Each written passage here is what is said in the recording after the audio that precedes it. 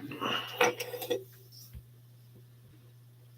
everybody, it's Chad with Nobody Else's Auto, 7:30 Sunday evening, time for some live chat. Facebook screen just flashed, but I think we're connected over there. Let's see, Leo's here on Mama's phone tonight. Kevin made it. Pete's here. Dad's here. Matt's on with us. Jim Petty just stopping in. Glad you guys all are making it back, ready for a fun evening tonight. At least I hope you think it's going to be a fun evening. We got a lot of stuff going on, a lot of interesting things tonight. Some stuff, kind of the same basic format, but some very interesting things. We've got a book tonight. You guys have been asking to do another book. We've got another book tonight. Story time tonight's going to be a twofer, two cars that are kind of tied together. Tractor Mike with us on the combine tonight. So sounds like he's finally getting cutting. Tonight's magazine, we're going to finish up the hot rod that we started a couple weeks ago from 1955. And if you thought it was good to start with, it gets way better. As crazy as that sounds. There goes the hearts. I love that. Austin's here with us. Just the magazine stuff was just off the chain. I think you guys are going to be really excited about it. Neil's here with us. Crazy. Just some super, super cool stuff in the magazine when I was working it up last night. Glenn's here. Bill Wagaman made it. Yep, looks familiar for you last week, Austin, since Austin was here with us live last week. Lee from New York made it. Loader Mike's here with us. Brett and Heather are on. So anyway, Fireball Garage is here, my cousin Justin. Real quick before we get started, a little bit of housekeeping. As always, throw a share out there. Let your friends know that we're on. Autocorrect, please double check your comments before you hit send. If autocorrect changes it to something I can't understand, I will skip it. I try to catch most comments. I don't catch them all, but I can't address them if I can't understand them. Trolls, we have a few occasional trolls that get on. You guys do a great job of running them off. Super chats are great. We are definitely fighting ads now. There's nothing we can do about that. I've got it set at the lowest setting possible, but there's no way to not have them. YouTube is not letting you run without them. All you can do is set it on a low level and try to hope for the best. So, Dennis is here. Bill Disc. If you're on the Nobody Show Facebook page, this is a shared video from the Nobody Else's Auto page. I cannot see those comments. If you want to hang out on the Nobody Show Facebook page, watch, you're perfectly fine. If you want to comment, participate in the auctions, you'll need to be on the Nobody Else's Auto Facebook page or the Nobody Show YouTube channel. So, Guitar Zan's here. Another good point, Loader Mike. It's not autocorrect. It's probably just Coors Light. That could happen as well. Kenny made it tonight. Speaking of which, let's just get things rolling. There's David W. So, real quick to start off with, and we'll touch on this a little bit later. As of right now, I will probably be out of town next Sunday night. So, we will not be on next Sunday. If something changes, I will definitely get a post up as soon as possible. Tony made it to let you know if things change. But as of right now, I will probably be out of town, so we will skip next Sunday. So please bear that in mind. Be back in 2 weeks. So Neil'll be out of town too. So, yep, that's right, Austin. Scott's here with us on Facebook. Briggs Garage. Hopefully your signal hangs in there. So anyway, just wanted to throw that out there before we get too deep into this. And I forget, like I said, if something changes, I'll let you know ahead of time. But next Sunday night, probably not going to be on. So Ken from Michigan. So Nut Farm, Randall with the Nut Farm made it. You'll be with the less cool Chad. Had to think about that for a second, Neil, but I've got it now. Unfortunately, that means you have to be spending next weekend with Reynolds the way it sounds. So, but anyway, our good friend Chad Reynolds, great dude, bankshift.com. But that's awesome. I like the way you put that. You're going to be hanging out with the less cool Chad. Another thing tonight we've had a problem with. I think I've got most of them, but there's still a few of them flying around in here. If you see me grab this, that means there's another fly in here. There's still a couple of them. I got a bunch of them today. There's still a couple. But at least it's camouflage, so they can't see it coming, right? Yeah. That's right.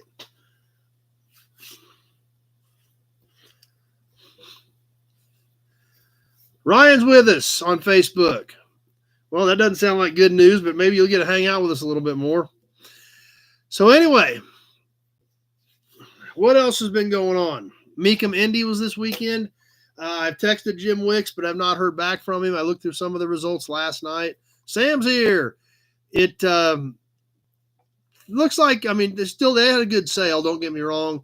But there again, like we keep talking about, prices I think are adjusting. There's number one. Some of the cars are, probably bringing what, the good cars are bringing what they're worth, but they're not bringing 20-30% more like was happening a couple of years ago. So I think that adjustment is still, we're still kind of slowly working into it, but still looked like they had a pretty good sale. So hopefully I'll talk to Jim and get a little better idea of what his feel for it was and see how his week went. So obviously I've been busy with finishing up from our auction last week. We ended up having a good day, like we talked about. A lot of things going on. Got most of the cars shipped out already. That went pretty smooth. Most of the buyers were right on top of getting transports lined up. Got a few things still hanging, but overall we're in pretty good shape as far as getting that done. It's usually 2 or 3 days after the auction before I even start to kind of readjust, because there's still so much going on for the first couple of days afterwards. But we're over the hill now, over the hump, and like I said, get these last few cars shipped out of here and get the building swept out, and we should be in good shape. And then sit down and hopefully everything worked out, that we didn't lose money. So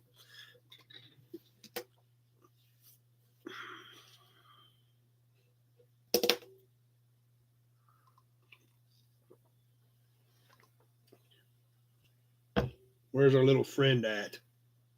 Get back here. He's still in here. I just got to get him.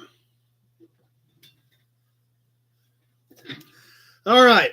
Anyway, that's kind of about the bulk of my week has consisted of, is getting cars shipped out and getting all that stuff taken care of. But like I said, getting back on a normal schedule now, and hopefully kind of get back into hauling some cars, shipping some parts, doing the normal thing like I always do.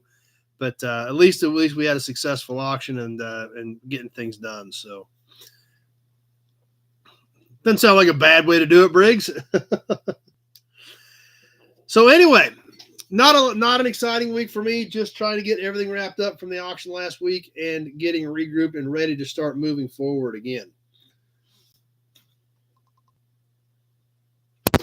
Oh, he's dead. Perfect. All right, I got him. Okay. There's still one buzzing around, but we got that one at least. Anyway, moving on. A lot of you guys, we talk about books a lot on here, and some of you guys always ask me what I'm reading and things like that. So I keep telling you I'll get some more stuff out. We'll talk about it. How much for the dead fly? He's already in the trash can. We've got some of those, actually, Sam. Those are pretty slick.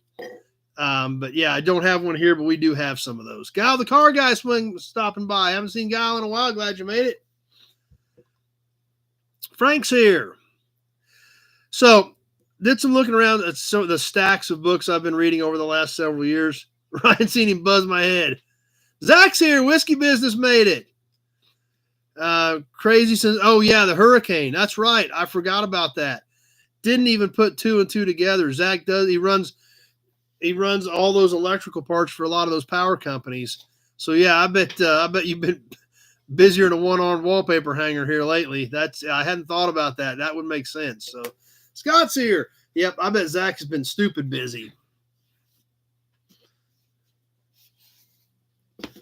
But anyway, Auburn badge. I'll start working a few more books in. We've talked about a few books I've read. I know some of you guys have actually ordered copies of those books and have enjoyed them. So I'll keep working a few in. It's not something we're going to do every week, but I'll work a few in here and there. we've talked about the arsenal of democracy. We've talked about the secrets of the Sherwood Forest with the oil production in England during World War II and the use of the international trucks in that project, things like that. So tonight, and obviously, as you know, a common theme with a lot of those is, and even a higher call. A lot of these are World War II themed books, World War II history, and that's kind of what we've got tonight. This book that we're going to talk about just for a minute tonight, like I said, I'm not going to drag this on, but a lot of you guys have asked me what I'm reading, what I like, things like that, and stuff like that. So, haven't had a day off in 2 weeks, 80 to 100 hours a week. Yep, I bet so, Zach. I didn't even put 2 and 2 together. I seen you hadn't been on, but I hadn't even thought about that with the hurricane, with what you guys do. So the book we're going to touch on just real quickly tonight, before we get into everything else, is, and this is another reason why I did it. We had a little extra time tonight, so I thought we'd slide it in. This book, if you live in Kansas, it's a fairly well-known book, but obviously most of you guys don't live in Kansas. When I saw it and thought about bringing it up, I was like, well, nobody's going to care. And I thought, no, the guys that don't live around here probably don't really realize how good this book is, even if they saw it. Since it's somebody that's local to me, it's made a lot more sense. In fact, he actually worked for my great-grandpa one summer on the farm years and years and years ago. So this book obviously has a lot of ties to our area, and that's why I didn't even think twice, almost didn't even bring it up until I thought about, well, you guys don't live here. And most of you have probably heard of this guy. He was a senator. He ran for president. Bob Dole from Russell, Kansas, wrote a book called One Soldier's Story. And when I got this book and I first read it, I kept thinking there's going to be politics in it, things like that. There isn't. This book is all about Bob Dole's wounding in World War II and the recovery period that it took for him to get back into the real world, and obviously led an extremely successful political career. And there's Dirty. And still need to get that stuff sent to you too. I got to dig your address out, get stuff coming to you. So anybody that's seen this book, if you haven't read it, it's well worth it. It is not political. It is strictly, literally exactly what the title says. It is One Soldier's Story about being wounded and the recovery, which took months. Actually, he never fully recovered. He never gained use of, I think, of his right hand. Was it his right hand? Yeah. I don't think his right hand ever did function correctly. So he never did completely heal from these wounds. But he was in the hospital for several months. So that's why I wanted to bring this book up. It is a great book. It is a good read. It is not political. It is literally exactly what the title says, One Soldier's Story. So, very interesting. Hope some of you guys like it. If you decide to read it, I've got some other stuff we'll keep working in. I've got some interesting tidbits of history that I've read the books on. So, thought that some of you guys keep asking. I know some of you guys aren't that interested, but a lot of you guys have asked what other books I've been reading, things like that. It's always fun to absorb more, learn more, understand more, and that's why I read a lot of times. And a lot of times the way Pete's on Secrets of Sherwood Forest now. If you guys haven't read that one, that's a great book. But I'll bet you guys are all whipped, Zach. So you're correct, Nut Farm. He always held a pen in that hand. So he didn't have to use it to shake hands or anything like that because it just didn't function correctly. So Jim's the first generation of his family not born in Kansas. That's interesting. But actually, Bob Dole did work for my great-grandpa one summer on the farm when he was a kid. So, a little bit of tie there. Dad's from Russell. Dad's family grew up in Russell, which is about 45 miles north of here, which is where Bob Dole was from. But it talks about the town of Russell, the fundraisers, things like that, to help Bob's parents go see him in the hospital, things like that families had to deal with back then. A lot of families had to deal with back then. And just like the title implies, this was one soldier's story about what Bob Dole and his family endured after his injury in World War II, which obviously led to a very successful political career. So thought we'd throw that one up tonight. We got a lot of other cool stuff coming up. Not all World War II. We've got some other interesting tidbits as well. That's right, Joe. And that's another thing that is a very good point. There's not a lot of them left. There's still some of them left, but they're getting very, very, very thin. So very interesting. And like I said, the people that don't understand and appreciate history are doomed to repeat it. And that's why understanding all this stuff, I feel, is so critical and so important and really, really worth a while read. Justin says he's working on a book on Grandpa Dom's unit. That sounds interesting because my Grandpa Dom was in World War II. So that's why I thought this was worth bringing up. Like I said, almost didn't do it till I realized a lot of you guys aren't from Kansas. And a lot of people would look at this and see Bob Dole, recognize the political connection, and maybe think that's what it was. The only thing in this book about politics is right at the very end. Ooh, dead. The last couple pages, he just touches on his political career, but 99% of the book was literally the action he saw in World War II, his wounding, and then the long, long, long, long road to recovery. Guile voted for Dole in his first presidential election when he was 19. 25 for the fly. Oh, he's still moving. He's still moving. I got to get him. Hold up. Oh, there's another one. Trying to get him a water glass. Ooh, dead. All right. We're thinning them out. We are thinning them out.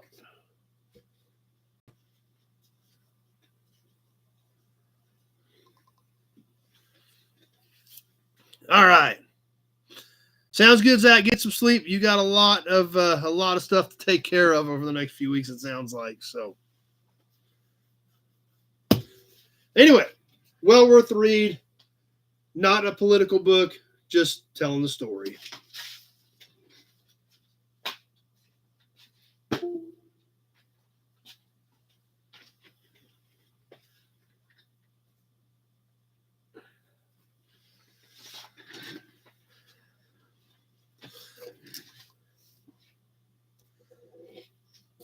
So anyway, moving on, new inventory. Like I mentioned, I didn't pick anything up this week because I was mainly shipping cars out from the auction. Got to get back on that this week. Definitely going to try to get some cars hauled in this week. I did get a few things moved around this week in between running back and forth to ship cars. So making some holes to get some more stuff drug in and unloaded because I've got to get back on moving some iron.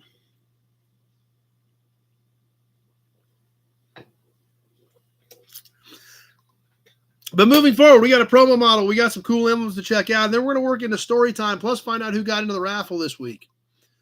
What's the furthest we shipped from this year's auction? Nothing went out of the country this year. Billy Bowman's here. I don't know what the furthest was. Didn't have anything that went really extreme out there, I don't think.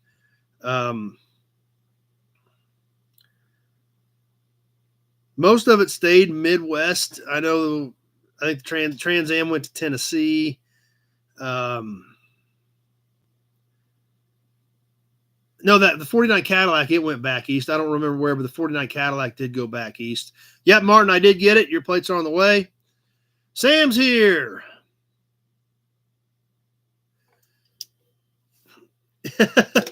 Yeah, you've seen it, but you probably didn't pay attention. There were so many of them there, Austin. We obviously got some cool boxes there. But we did not ship anything out of the country this year. We have in the past. We've shipped to the Czech Republic. We've shipped to Indonesia. So we've shipped to, I don't know, there's some other countries we've shipped to. But yeah, we've definitely shipped several cars out of the country, but nothing this year went out of the country. All right, time for the promo model. As you guys will probably well remember, a few weeks ago, Dad and I went to an auction with a bunch of Chevy promos, 80 or 90 of them. We ended up bringing 31 of them home.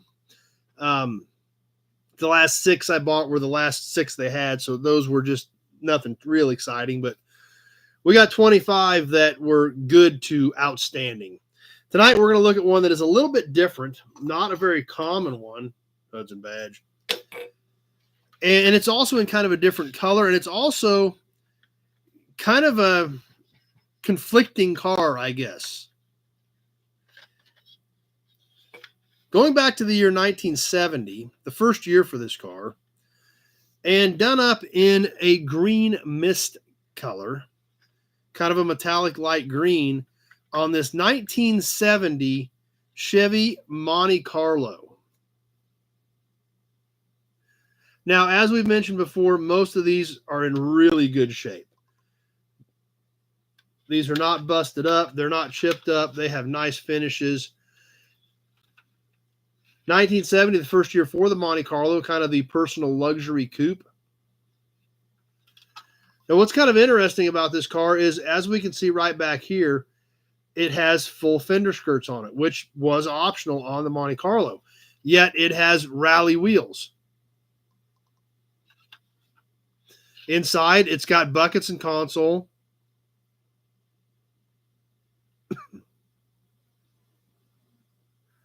So it's got buckets, console, rally wheels, white wall tires, and fender skirts. So like I said, it's kind of a conflicting car. Is it a luxury sports coupe? Is it a luxury coupe with sporty features? And in all honesty, at that point, I don't know if they knew. I don't really know if they knew exactly what the market was going to be or how it would tend to. They didn't have swivel seats in these. They had swivel buckets once you get into the mid-70s. The 73 to 77s, the same as the Colonnade coupes, they had swivel buckets. These were standard A-body buckets. These were built on an A-body platform, and they used the standard bucket seat that the Chevelle, the Skylark, the Le Mans, and the Cutlass used in the 70 to 72 Monte Carlo. So yep, you had to get a few years newer to get to the swivels. But obviously this one is in amazing condition, not something that you see very often, and kind of a hard-to-find promo. That's true, Kyle. Maybe they were just trying to show as many options as they possibly could. So,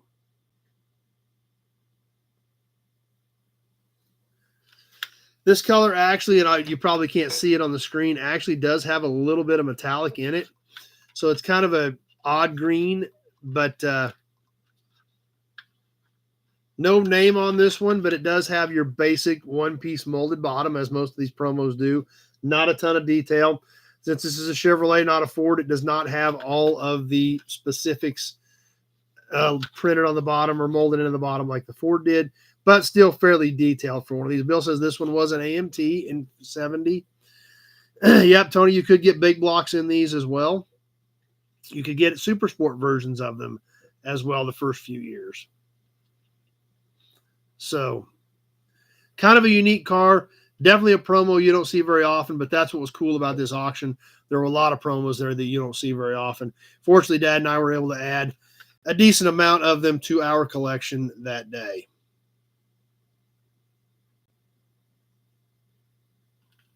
Now that I did not know, Jim, that they showed, or did I think there was a couple of those built.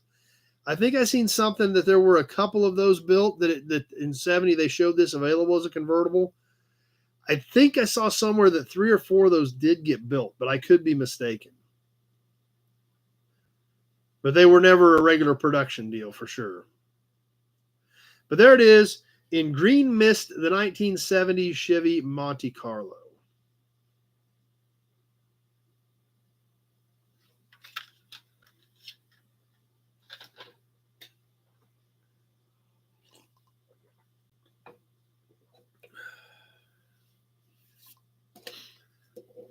How about some emblems?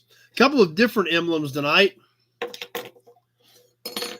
One of them I'm going to see if I can stump you with. I'm sure some of you guys are going to remember this, but it's definitely kind of different. That's true. I did not look, but I do remember if you could see the emblems on it. No, it does not have emblems molded into this 1.4 and SS, because they would have been right down here, and it does not have anything molded in there that says SS on this particular one. So, but that's a good point. That's a good point to look for.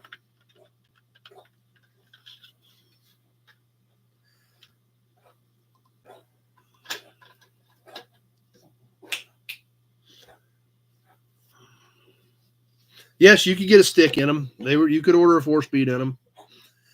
But the first emblem we're going to look at tonight, this one's kind of different, kind of small. It's a front fender emblem, and I'm sure some of you guys are going to recognize this one. The V8 Barracuda. This is off of a 1968. The smaller A-body Barracuda before it went to an E-body in 1970. This mounted on the front fender, obviously, of the V8 cars. It's a smaller badge.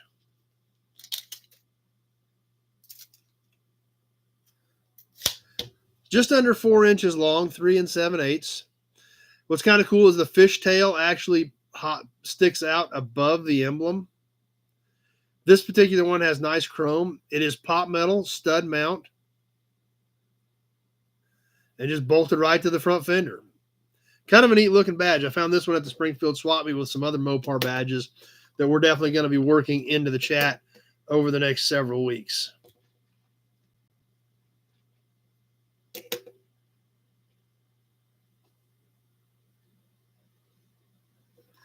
The next badge, I'm going to be real curious to see, and I'm sure somebody will know this one, but I'm not going to tell you right away. I want to see what kind of guesses we get on this one.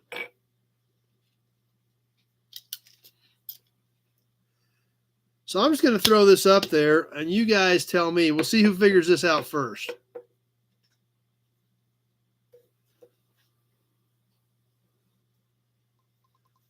Who remembers these?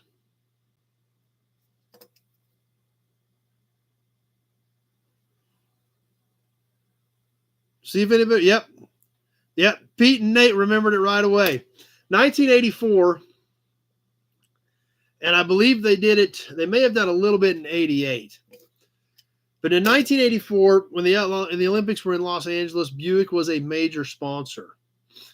And a lot of the Buicks in 84 had this actual USA Olympic badge on them. I've got a few of them. I've actually had one on my toolbox for years. Probably 30 years. I've had one of these on my toolbox. I came up with a couple of extras at the Springfield Swap Meet. They were available on various Buicks. It wasn't just one particular model, but it was part of their Olympic promotion in 1984 for the U.S. Olympic team. These are at the widest point of the rings, 3 3/4 wide across here. This is a metal badge, but it was stick-on. Remember, this is early 80s, so it is stick-on. And it's about 2 5/8 tall. So just over 2.5 inches tall, a little under 4 inches wide. But there again, if just like a few of you guys got it right away, if you weren't familiar with these, you wouldn't even realize this was actually a car badge. The Riata could have had something to do with it in 88. I don't remember where the Olympics were at in 88, but I do believe Buick was still on as a sponsor of the U.S. team in 88, because I do remember seeing some Olympic stuff around 88. But in 84, when the Olympics were in L.A., I know they were really big then, but I do believe there was some Olympic stuff in 88 as well that Buick was heavily involved with. So kind of different, but if you guys got it right off the bat, yesteryears even had the year right along with it. So didn't stump too many of you very long. Some of you guys got it right away, but that's why we do this. We do it. We make it kind of fun, kind of different. And that's why we try to work this stuff in. Some of you guys may not have even been aware that Buick did that and actually made these emblems. But these are factory Buick emblems, and they came on a lot of cars in 84. So that's why we do it, though. Fun, interesting, and we all learn something. So that's what we've got tonight. The 1968 Barracuda V8 front fender badge, as well as the 1984 Buick USA Olympic badge. Yeah, no kidding. Yeah, exactly, Jim. That was 40 years ago. Put that into perspective. Big job. That's another good point. That's when men played men and women played women.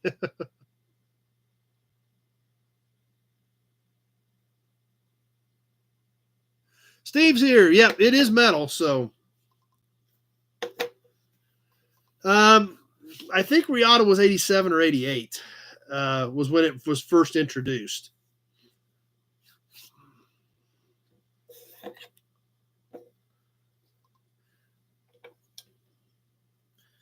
So always there again, and that's why I love sometimes getting kind of obscure stuff because we have a lot of fun doing that and we all learn something. So anyway, where are we at? Raffle time. Nope, story time. Let's do story time. This is going to take a few minutes. I had told you guys I had a really, really cool story time lined up. So that's what we're going to do next. Then we're going to talk about who got in the raffle.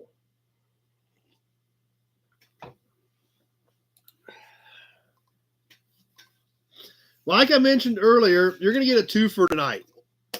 And as we work through this story, it'll come into focus as to why you're getting a twofer. Why don't I give you a twofer right now? Yeah, how about that for a twofer? We've looked at both these cars in the past prior to finding Dad's files to give us the quote-unquote Paul Harvey rest of the story. So it's been a while back. We did look at these. We don't have any real good pictures, but we've got a few. 88 was South Korea. Okay, thanks, Brett, for looking that up. On this 1972 Oldsmobile 88.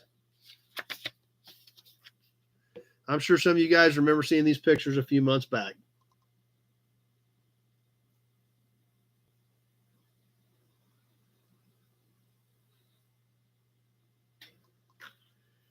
So, what's the rest of the story on the 7288? Well, we've got the file right here.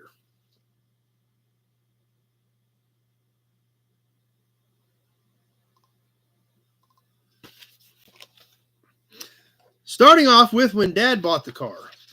Dad bought this car April 12th of 1978.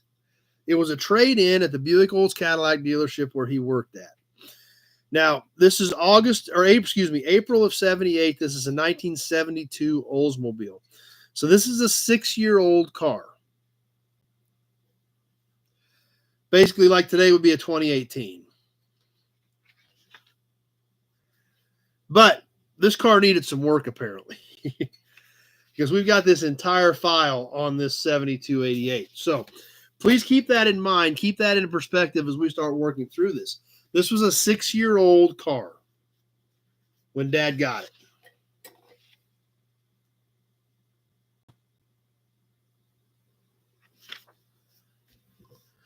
Okay, let's start working through the repair list.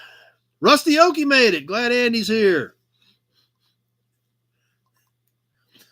Timing gear and chain, tune-up, hoses, transmission service, pack wheel bearings, turn the rotors, front pads, rear shoes, turn the drums, air filter, battery, upper A-arm bushings, overhauled the starter, overhauled the alternator,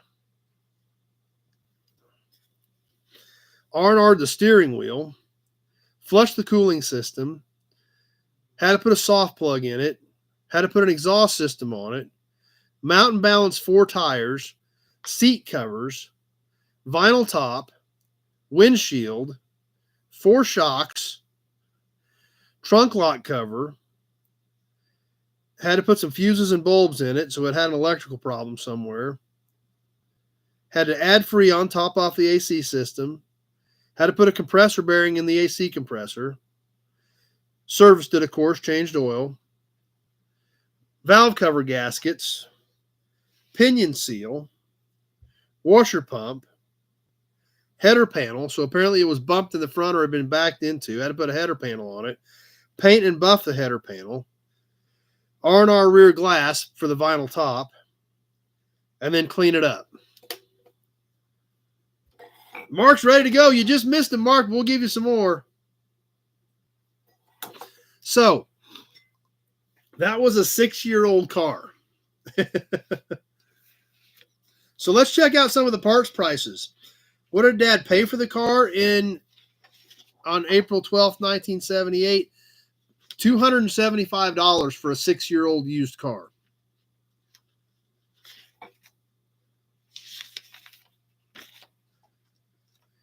It had right at 100,000 miles on it, 99,512. So it had a lot of miles on it for 6 years old.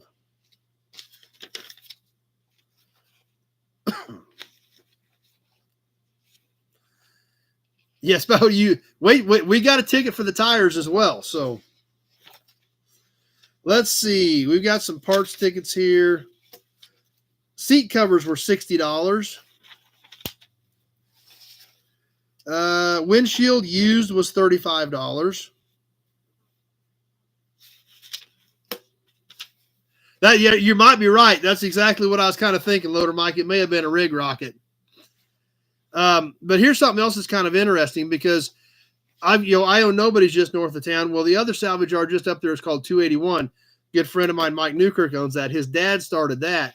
And here's one of their tickets from when Dad got the used windshield from him.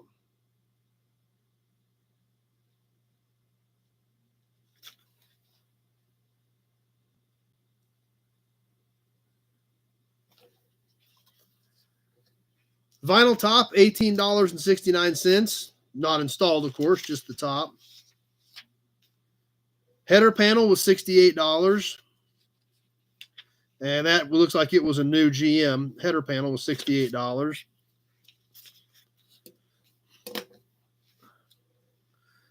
Paint.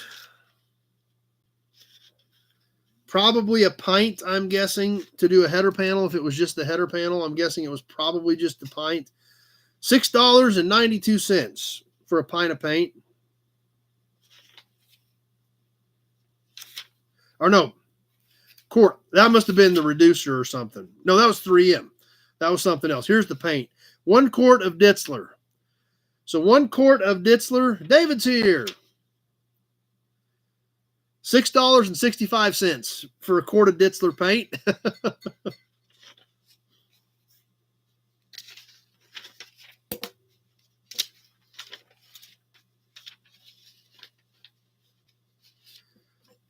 Tires. Midwestern Tire Center.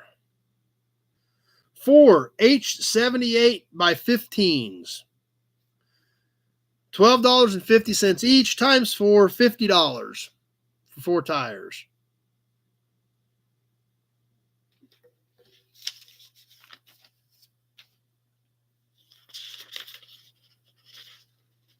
I think it's gone up a little more than 1,000%.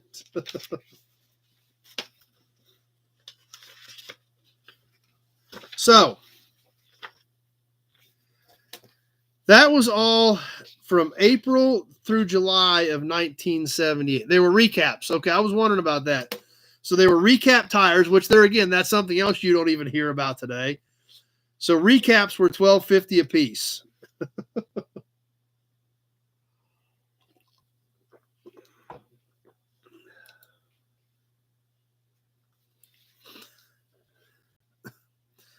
So it paid $275 for the car and did all that work to it.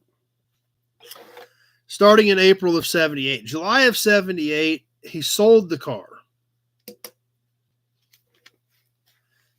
And, yeah, there again, recaps. Not even hardly a word in today's vocabulary anymore. But back then, that was a real deal. And not only that, they recapped them and sold them for $12.50 a piece. So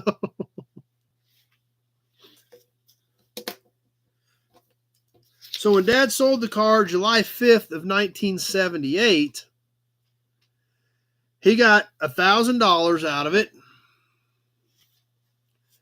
And another car that we've looked at in the past, we're going to touch on it again, and this is why these are going to tie together.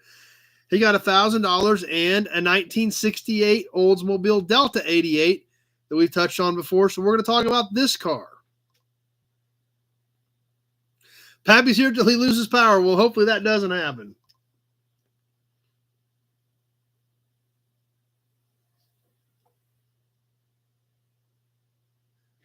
So now we've got a 68 Olds. And if you guys will look closely, that is the old single car garage that Dad did all this in. And that's probably me.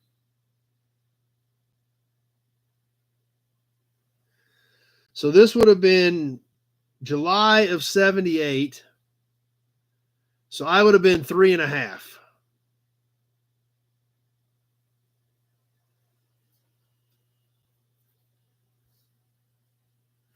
But the 68 didn't need as much work, fortunately.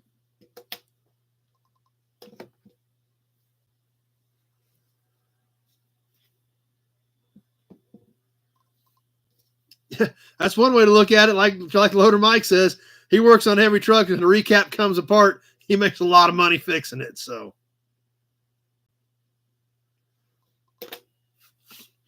the 68, not near as much work as the 72 took. Obviously, the 72 needed a lot of work.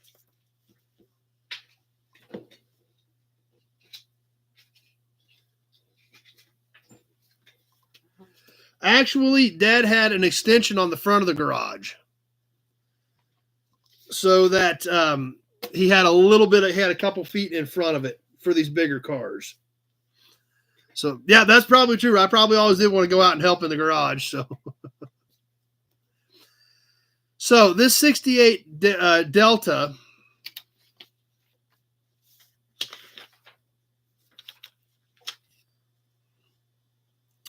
like I said, didn't need near as much work, but did need a few things before Dad sold it, but this one went pretty quick. Windshield, muffler, and cleaned it up. That was about it.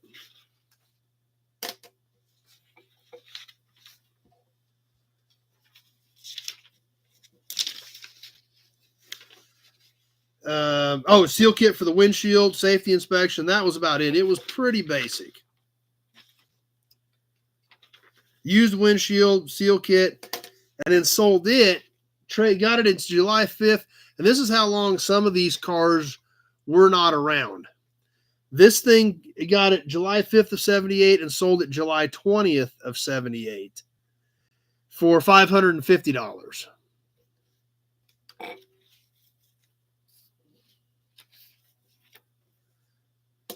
So literally that car was only around for literally not even 3 weeks.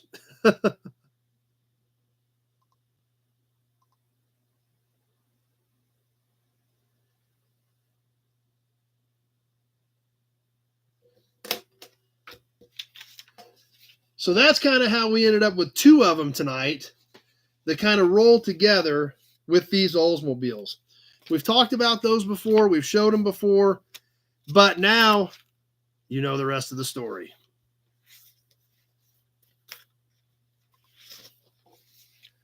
But that's what makes it fun. And especially when we look back at what stuff cost, what it took to do things back then. Definitely a whole different world than what we're looking at today. $6 for a quart of paint. You can't buy a can of spray paint for $6 anymore. So a whole different world, but that's what makes it fun. We go back, we study, we learn, we see all this stuff. We slide in a Hudson badge every now and again. And we're looking at it, now 45 years later on some of this stuff and seeing how things have changed, how different stuff is. It's kind of crazy, but that's what happens. We take all this stuff, we study it, and that's what makes it fun. And getting the rest of the story is a whole lot better than just flipping through scrapbooks and looking at the other pictures. That's fun, but getting the rest of the story, pretty big deal.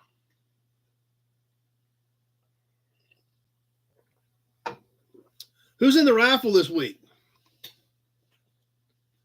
Yep, we got the big Buick can right here. And there it is. We showed it to you last week. Austin did not get out of here with it. Fortunately for you guys, he was trying. But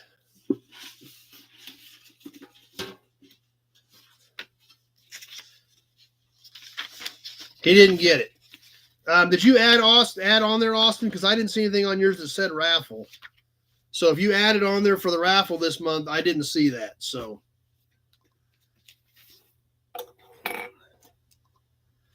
So who is it? Okay, then I need to go back and see, and that's when it doesn't break that out, guys, and I don't catch it by factoring everything. So I'll have to go back and reprint that, and then take out your purchases and put it back in there. So other than Austin, we've got Martin, Dennis Chapman, Michael Glagola, Adam Briggs, Randy Ellenberger, Timothy Barron, and of course Tony's got his free ones from the drawing last week. So I'll go back and reprint yours, Austin, and break that out and get yours in there. So, but we've got some names in here, so I suppose we should do a bonus drawing, right? Right? Let's grab the other can and see what we've got in here tonight.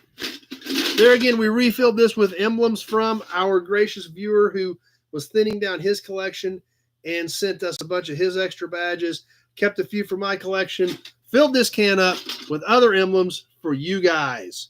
Let's see what we got for tonight. Once again, these will not ship individually. These will go with your next shipment, whatever that may be. Let's get a hold of something.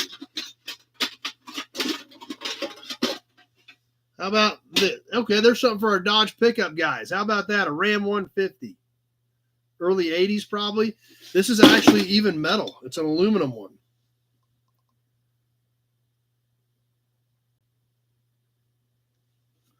So, who's getting it? That's the next question.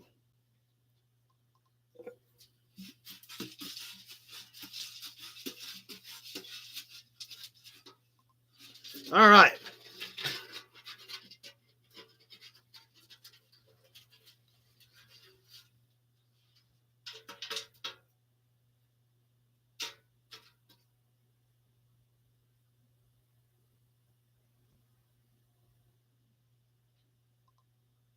What do we got? Tim Brerin.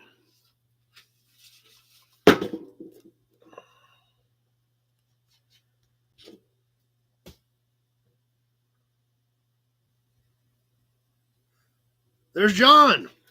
All right, let me get a marker here, get Tim's name on the back of this thing.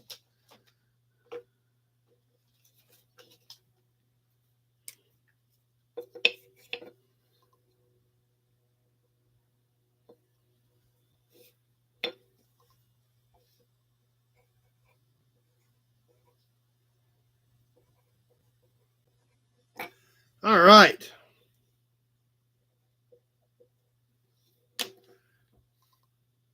Dodge Ram, Tim's name right there on the back, will go in his next box, whether it's a raffle win, whether it's an auction win. And as always,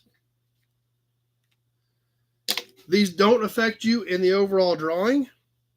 So we will put Tim's name right back in for the end of the month.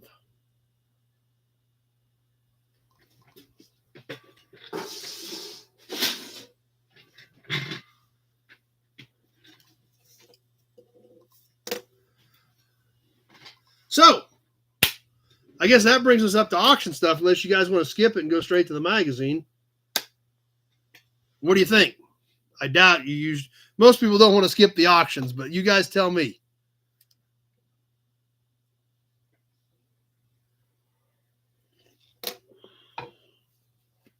I'll start rounding some stuff up. We're going to give you a Hudson badge.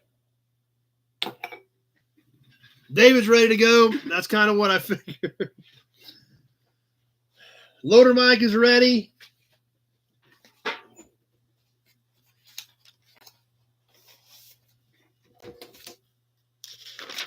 We've got some Chevy stuff tonight. We got a little bit of everything tonight.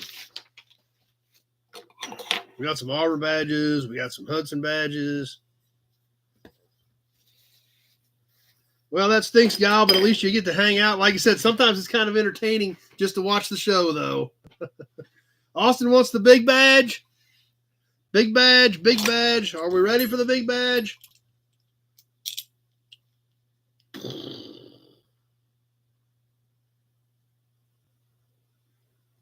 The big Auburn 12. It doesn't come out very often. It's very powerful. It's very mighty. So we have to keep it under control. There it is, the Big 12. We better keep its power under control. Okay, let me get some stuff rounded up here. Let me get the pile moved over, shuffled around, get ready to rock and roll.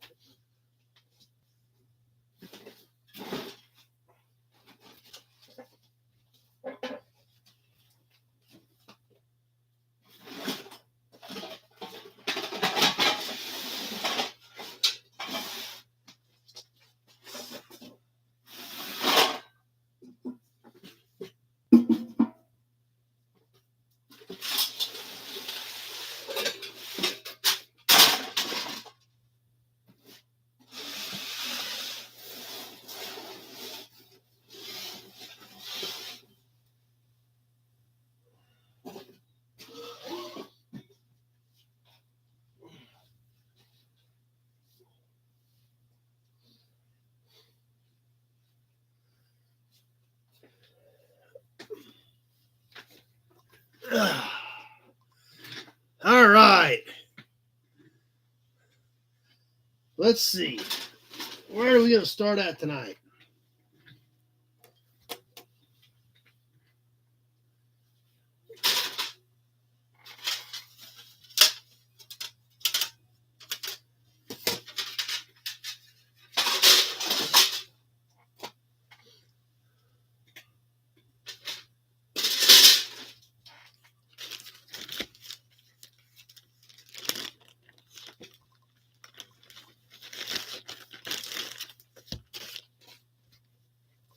We can round up a couple of things here to start with.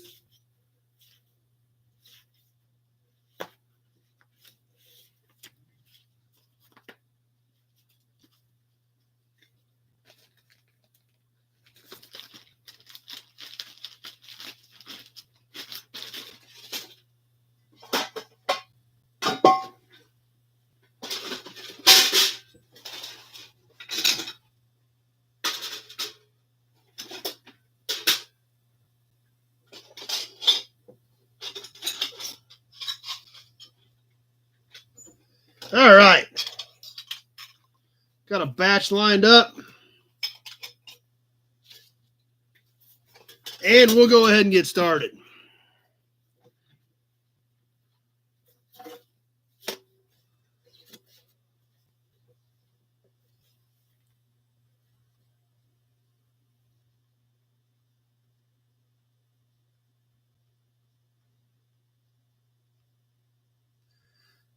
As always, we're going to start out and we're going to show you a piece. We're going to talk about that particular piece. We'll give you some dimensions on it. We'll talk about that car. We'll point out any damage about it. After we get done with the description, if it's a piece that you guys are interested in, throw a bid out there so I know that we got some interest in that piece. Once I get done with the description, I will throw it on my timer on my phone. We will go 2 minutes. I will tell you when 1 minute has passed. I will tell you when a minute 30 has passed. When we hit that minute 30 mark, it is time to be thinking about your maximum bid. Everybody has a delay on here. We're not sure what your delay is. It varies depending on your internet provider as well as whether you're on a smartphone, a tablet, a PC, a smart TV. All those different things affect it. Some people it's 5 seconds. Some people it's 20 or 30 seconds. So when I tell you a minute 30 is gone, it's time to be thinking about your maximum bid. At the end of 2 minutes, then I will announce the winner based on what I see. Now, please remember, I've got people on Facebook as well as YouTube. So if you hear me announce a bid that you guys don't see, it might be on Facebook. So Alan's here with us in Kentucky tonight. Glad you had a chance to get on since you're obviously not around. We got one bigger piece tonight that we may flat slap $10 shipping on. Other than that, most of the stuff shipping in the 48 states will be included. And if you're a non-U.S. buyer, then you are more than welcome to play. However, you will have to get me paid in U.S. funds, as well as you will be responsible for non-U.S. shipping. If you guys want to wait a week or two, get a couple things built up, that's perfectly fine with me. I just like to try to get things wrapped up after a few weeks. After 30 days, then things go back into the box. But that's we don't have too much trouble with that. We do have a few rerun pieces tonight from August. We'll start working back in. But other than that, we got a lot of cool stuff. So let's go ahead and get rolling. Starting off with a few smaller pieces, as we always do. I will try to read all the bids as I see them on the first few items, so you guys get an idea of what I'm seeing on my screens versus what you're seeing on your screens. And we got a good mix tonight. We got some license plates, some caps, some toys, some emblems, all the stuff we love. Let's go ahead and get rolling. Starting off with a license plate. 1960, going back 64 years to the beef state. Beef. Leo's getting dry. Oh, we can oblige you with that. Loader Mike starting us off at $5 on the 1960 beef state plate. We've got some ads from our friends just north of us in Nebraska. 1960 Nebraska, the beef state. The beef state is actually stamped right there in the plate. Nebraska was using some stickers in the early 60s, as this has a 61 sticker on it. Original black with yellow numbers plate. It's not bent up or twisted up or anything. Mark 6. But overall, not a bad looking plate. 64 years old, decent colors. From the beef state, let's go ahead and roll with the 1960 Nebraska plate.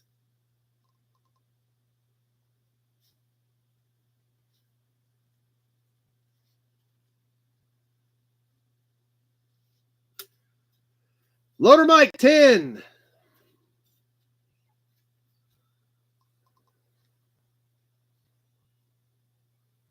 Martin 10. Looks like a Huskers football score. Martin 11.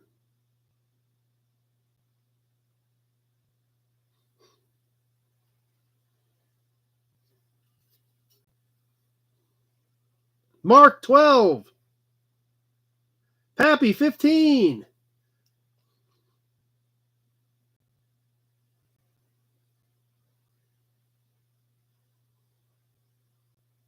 Coming up on the 1 minute mark. I think that's an 18, Kevin. Yep, that's what I figured. 1 minute gone, 1 minute left to go. I figured that was the right where you were headed, Kevin, but Tractor Mike is rooting for Loader Mike.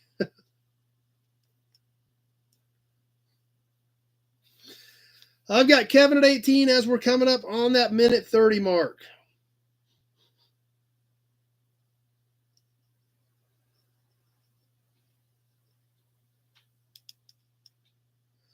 There's a minute 30. Yesteryear's 20.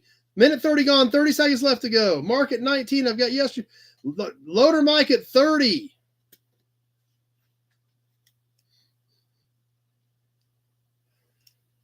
Loader Mike may have just been tired of messing around with everybody. As we get ready to wind this one down, he may have knocked everybody out.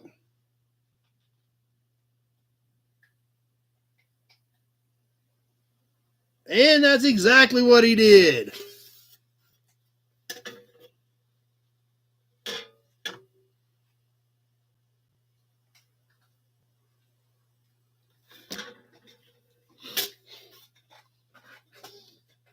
All right, Loader Mike's box is filling up. That means he needs to come work on the Ford for me. Get a timing gear set in my 78 F250 so we can get that thing back on the road.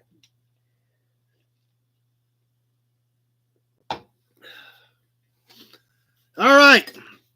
You guys are going to get a second chance at some really cool stuff.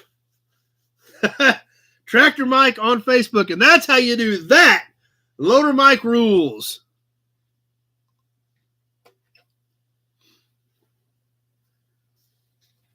Well, I'm glad you're still here at least for a while, Dirty. Now, these are really cool. They didn't get paid for, so you guys have another shot at them.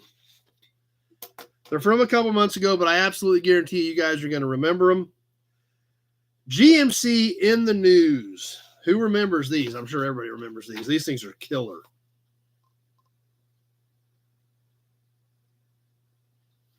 We sold them as a pair last time. We're going to sell them as a pair this time. Special GMC shows introduced glittering array of the 1950 models.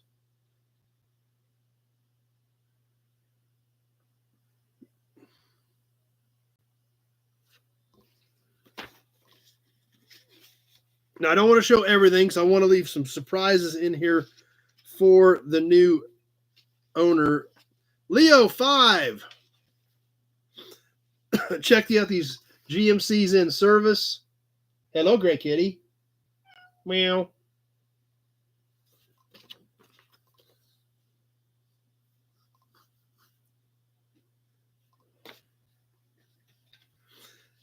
This is volume 3, number 1. This is volume 3, number 2.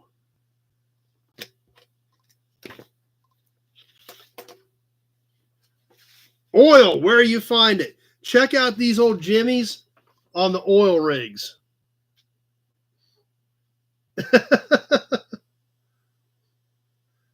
Yeah, and you were probably typing that before you saw all this oil rig stuff.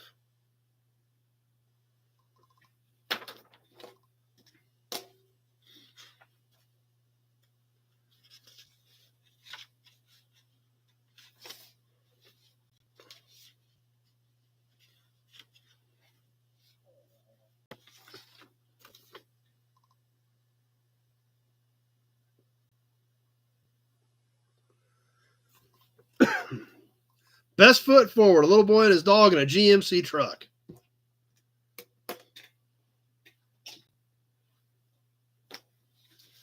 So there you go, from Ernst Pontiac in La Crosse, Kansas. Leo at 5. Let's roll with this thing, and here we go.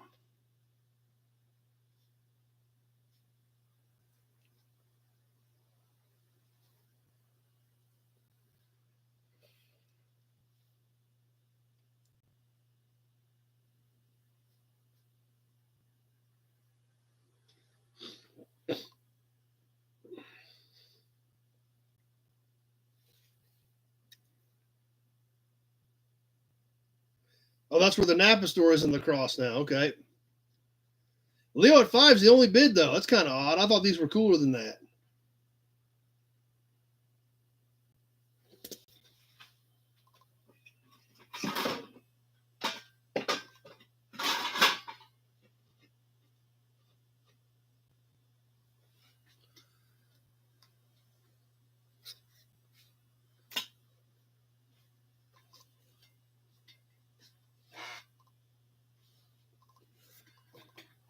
Kevin at 10 as we pass the 1 minute mark.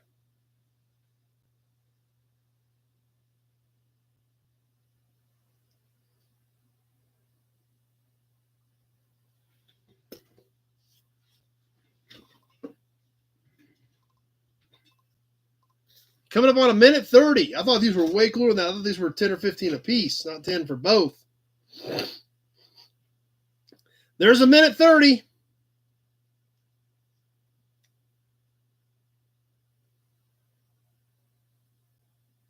Big job, 25.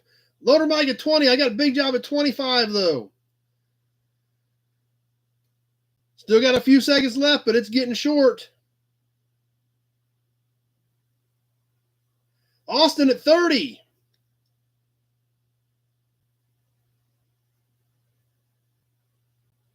And that does it. Austin at 30.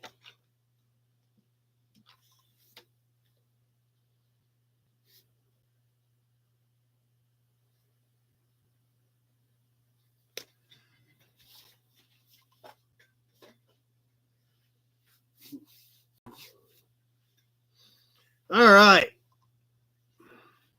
What else we got? Lots of cool stuff. Where do we want to go next?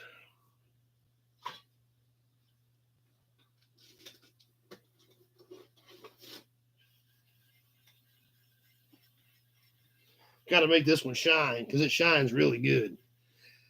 What we're going to do next, I thought it was a hubcap. I was corrected after I was on Facebook earlier today, though.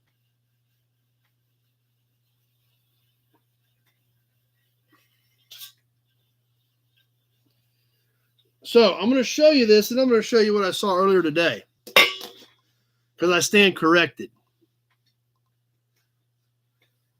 What we're going to do next, I think, is a hubcap, but we're going to double check here. Something for our Volkswagen fans. We've done a few VW caps in the past. They're always fun. This is a good looking cap. Great chrome on this one. Few dings and dents. Check out the shiny on this baby. Now, I thought this was a hubcap. Looks like a hubcap. Round like a hubcap. Nice shiny chrome. VW stamped in it. Backs look like it was, snap on a hubcap, snap on a wheel. Good looking. What I thought was a hubcap. Okay, right?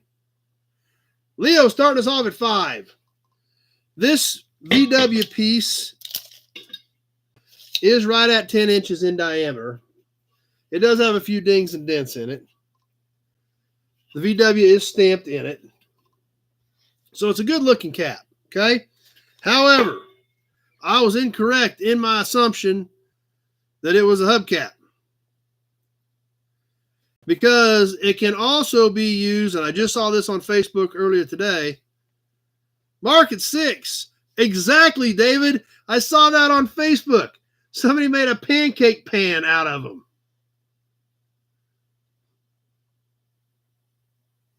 They even put a connecting rod for a handle on it.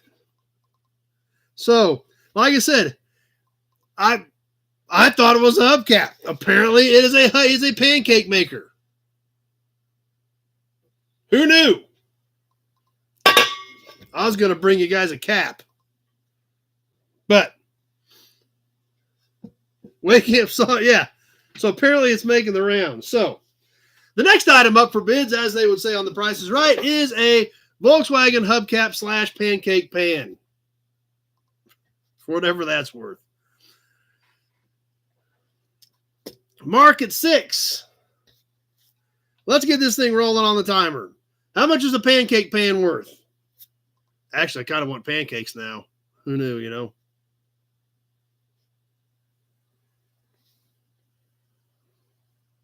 Omelets? Hadn't thought of that.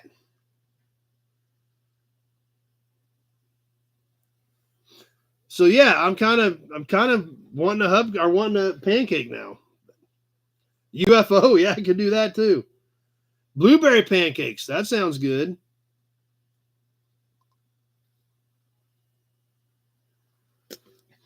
Taking away, we only got a $6 bid. It's got to be worth more than that, but we still got a little ways to go.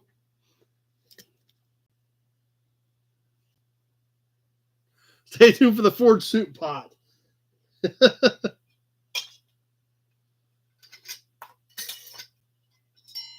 Hubcap banjo, never thought of that.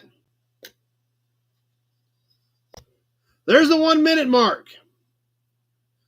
Leo's got ads. Is it just Leo, or do we have a bunch of ads?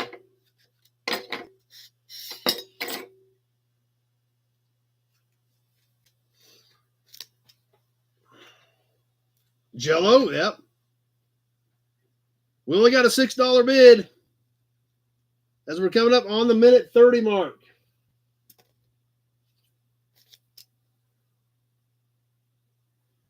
Glenn at 10 as we hit the minute 30.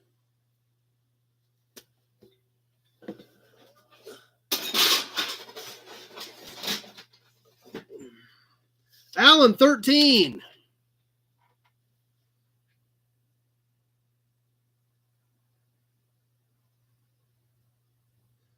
Getting ready to wrap this one up. Alan at 13. Dirty at 25. Glenn at 15. Kevin at 22. But Dirty's 25 held. It's a good thing he took that 25 shot, because that's what it took to do it. That's a good idea, Nate. Maybe we should do that for breakfast this year at the gathering. Whip up a couple of these, see if I can find a few more of these. Whip up some pancakes in them. Who knows? But anyway, this one's going to Dirty at 25.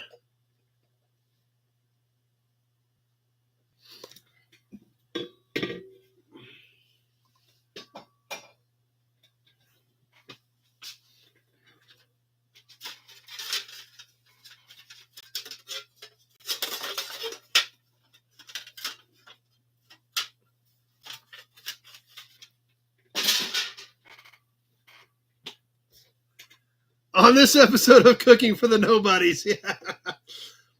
Who knows, Nate? Maybe that's our next. Maybe that's our next thing.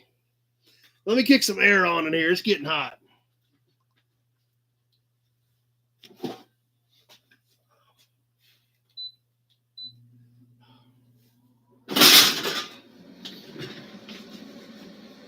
Dirty, currently looking for a bug. I've got one. I think we're going to sell one of our bugs, actually.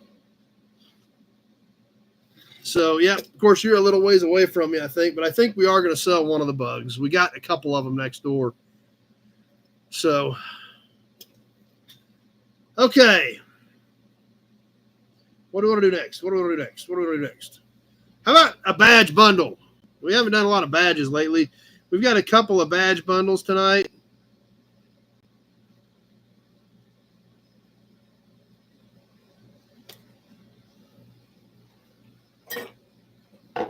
How about one for our Buick friends?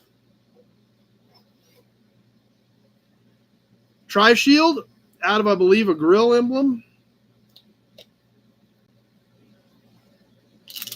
Glad you stopped by for a while tonight. About 2x3 on this one. A plastic Tri-Shield, probably early 80s. And we're going to throw a grease cap in on this badge bundle. It's whammied on the top up here, but you can still clearly see the Buick on it. Clean on the back, internal threads just smacked right across the top on this Buick grease cap. But we're going to sell you the whole package, a Buick badge bundle with the Tri-Shields and the early grease cap on these Buick pieces. So, who's going to get us rolling on the Buick badge bundle?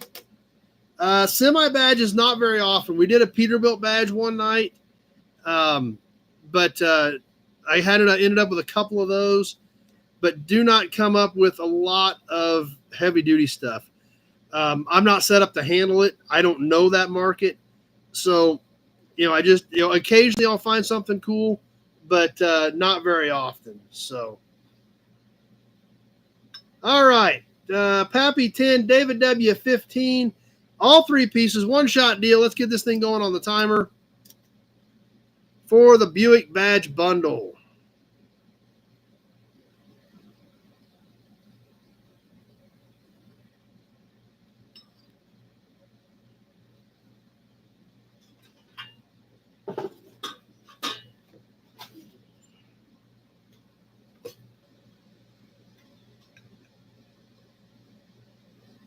Hurst Old ones. I've got some Hurst Olds emblems, but they're in my own private stash, so nothing I want to get rid of. But that sounds like a killer project.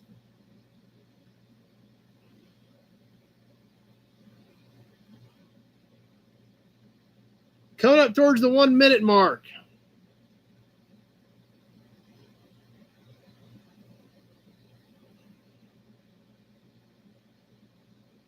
Mike from Texas stopped by.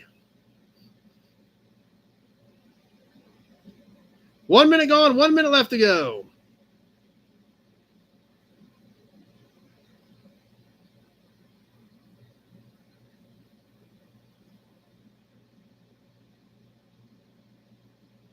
Okay, sounds good, Undead.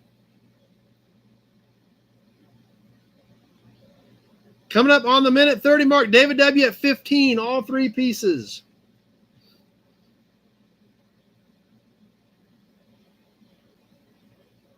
Minute 30 gone, 30 seconds left to go.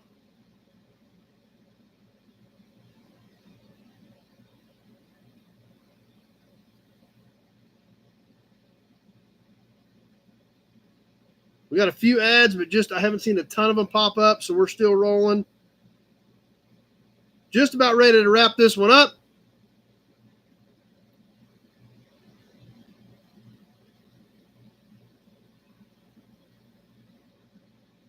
And that does it.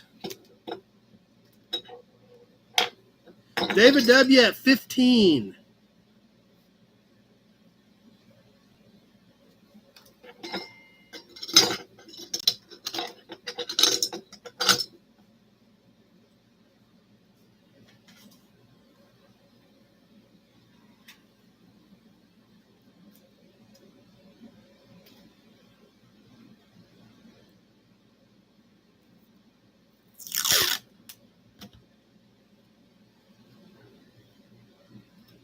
Piece of tape on that, keep them all tied together. And we'll move on.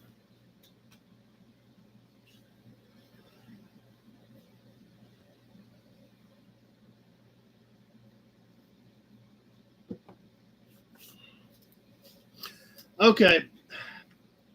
We're going to do something next that I've really been weighing.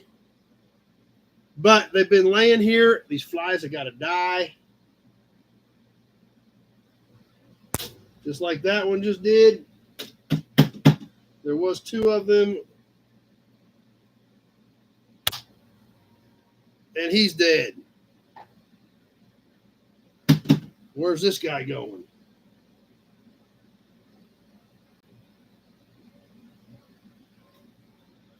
Yep, it's the SWAT team, that's for sure.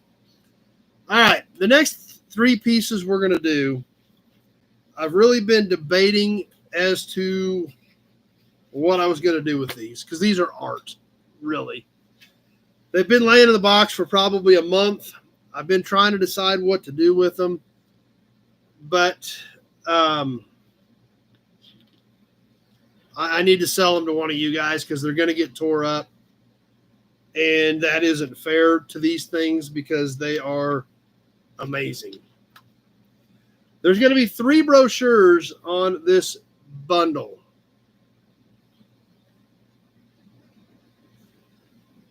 For our Mopar fans, and even if you're not a Mopar fan, this is art. The Swept Wing 1957 Dodge. There goes the fireworks. That's awesome. Look at this.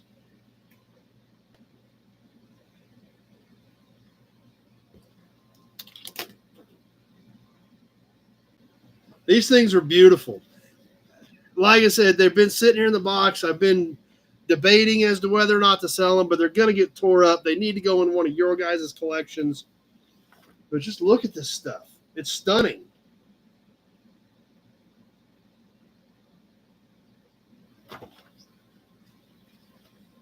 So we're not there again. I'm not going to show you every page. I'm going to save some surprises for the new owner.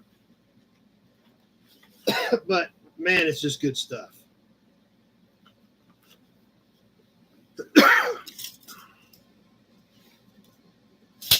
It's 11 by 14. Beautiful piece. Going along with the 57 Swept Wing Dodge brochure is the 58 Swept Wing Dodge brochure.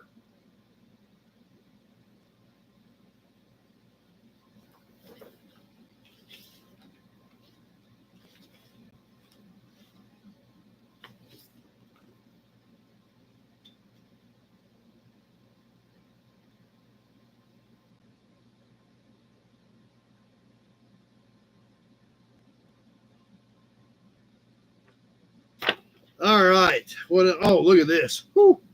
All the models.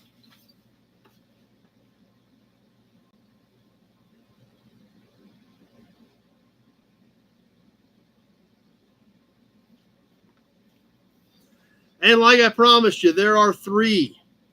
Briggs and Leo both at 5, Leo at 6. The Swept Wing 58 Lancers by Dodge.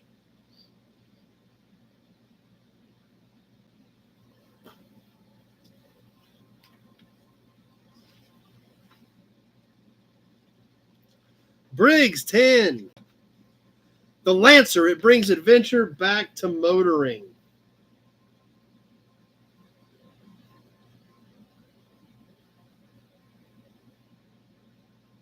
Like I said, I'm not going to show all the pages because we're going to leave some surprises in there.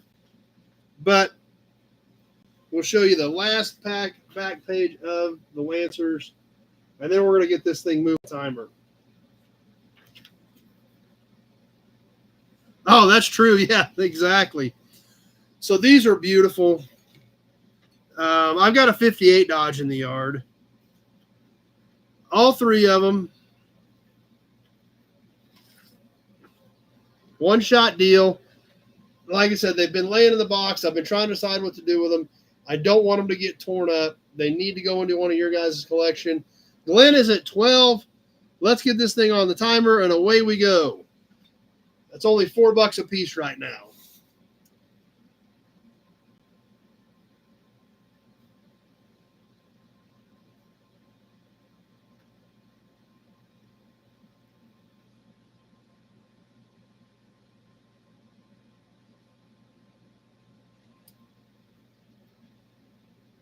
Briggs, 15.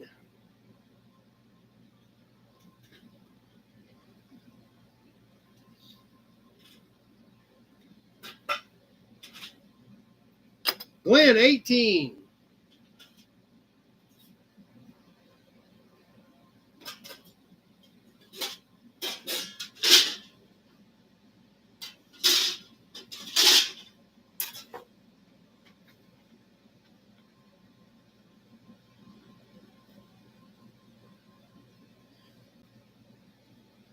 One minute gone, 1 minute left to go. Glenn at 18.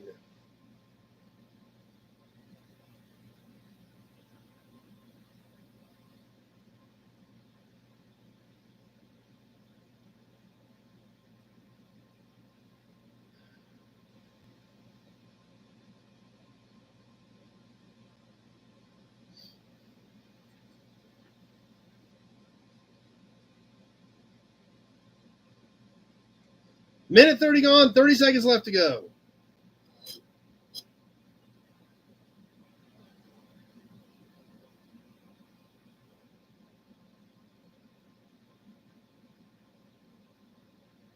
About ready to wind this one down. Glenn at 18. All three brochures, one deal. Coming down to the wire.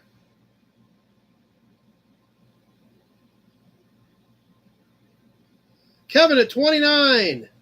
And that does it. Kevin at 29.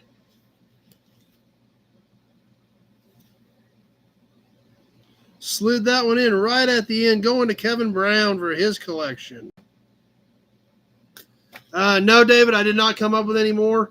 That one set I had, when I started unbolting them, they just twisted off and snapped. So, haven't come up with anything else.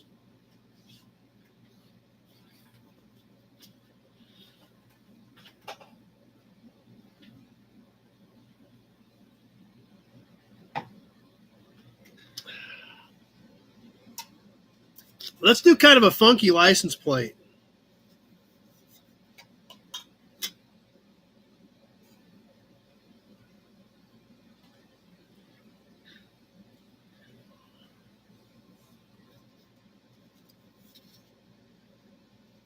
This is definitely different. Can you guys see that pattern on that license plate?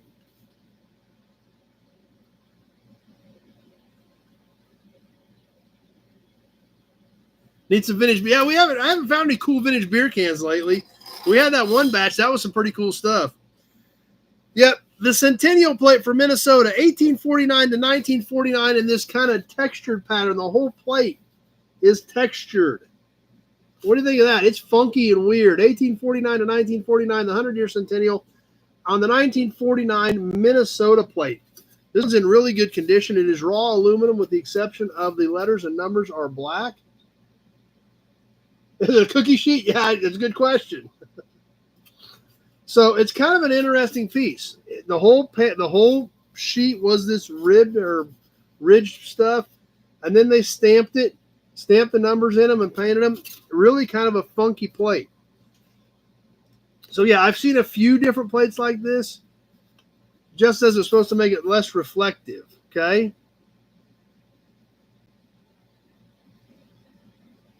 So yeah, that's true. Like, yeah, look at the 9. It's got kind of a funky 9. It's definitely a different type plate. So anyway, let's get this thing rolling on the 1949 textured Minnesota plate. Yeah, and that's another. And I've got some other plates tonight too that are kind of crazy. That's the same thing. So no bids on this one yet, though. Maybe I'll keep it. I'll let it run for a few more seconds. Then I get to keep it. If you guys don't bid, I get to keep it. Austin at 10. Briggs at 10. Allen at 10. Loader Mike at 10. That's true. Maybe we should open a deli. We got 4 guys in at 10. So Austin 11, Allen 22.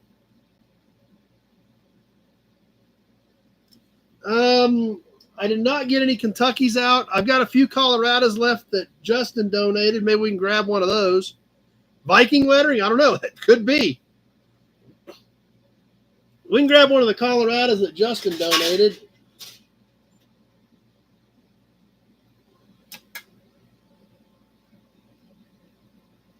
One minute gone, 1 minute left to go.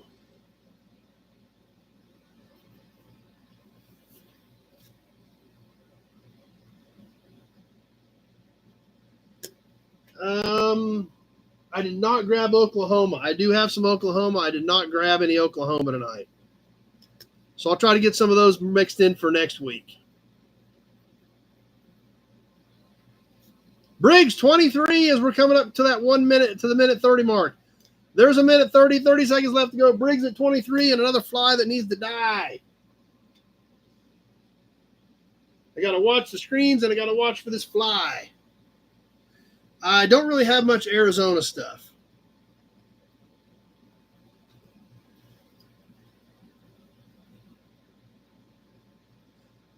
Briggs at 23 as we're getting ready to wind this one down.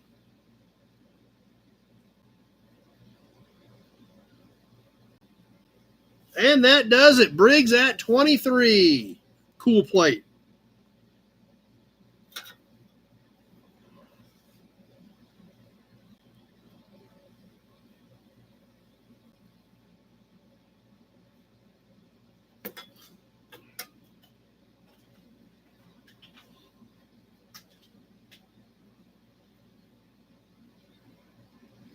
All right, I just grabbed this Colorado off the top, but it doesn't have a year on it. So maybe you Colorado guys can tell me what year this is.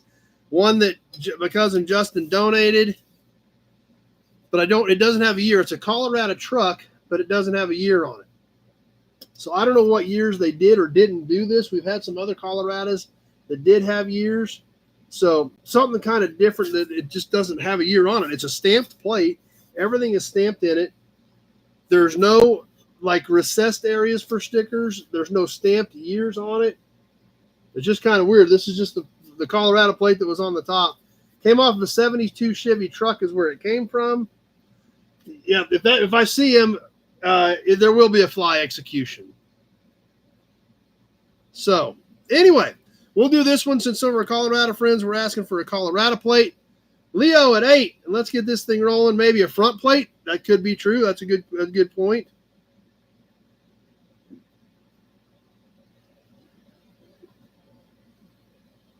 A permanent plate for a farm truck could be.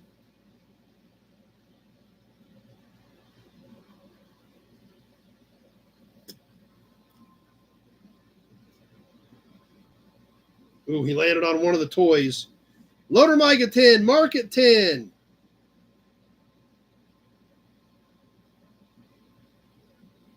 Loader Mike at 12.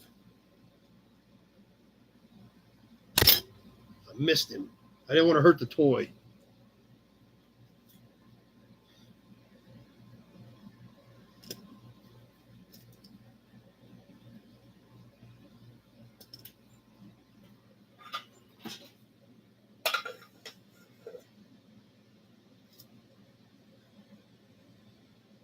One minute gone, 1 minute left to go. PM is Arapahoe County.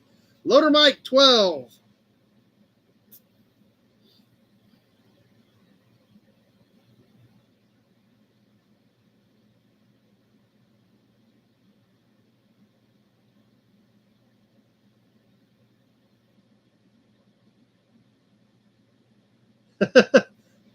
Loader Mike's blaming everything on Tractor Mike. He's a bad influence. Minute 30 gone, 30 seconds left to go. Loader Mike at 12.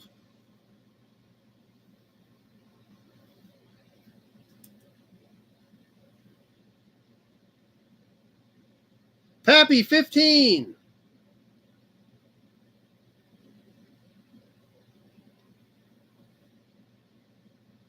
Just about ready to wrap this one up. Mark at 16. Austin at 20. And that'll do it. Loader Mike had an 18. Austin had it covered with a 20. Waycamp is in complete agreement that Tractor Mike is a bad influence.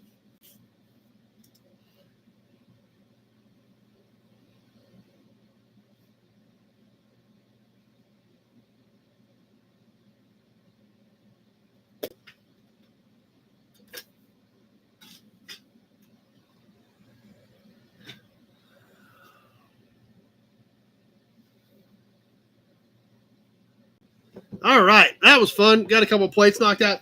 I got some killer plates. We're going to get at least one more of these killer plates in here tonight yet for sure. But somebody wanted a Ford Soup Bowl, right?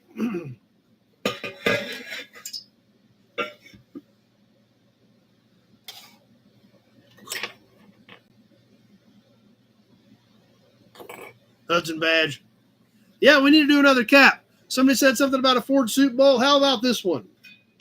This one has dings and dents in it. Stainless cap, original paint, but just a nice looking old school wall hanger. I believe the blue is original. It appears to be. We can see this thing's dinged and dented up. It is stainless. It would polish up a little bit more. Backside, kind of the same thing. It's got a steel ring around the stainless. Late 40s era Ford on this cap, diameter-wise.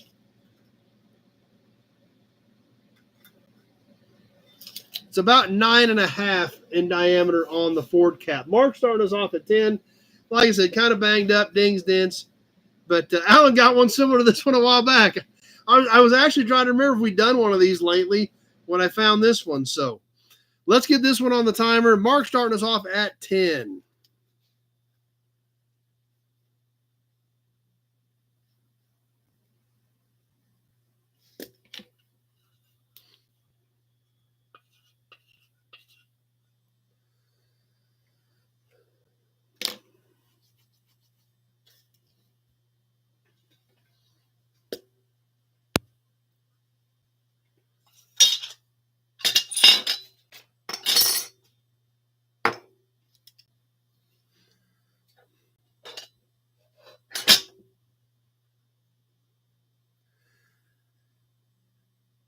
We're going to wait towards the 1 minute mark, rounding up some more stuff to do.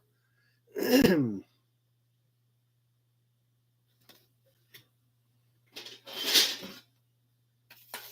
going to get this other killer plate up so I don't forget to do it. 1 minute gone, 1 minute left to go. Mark at 10.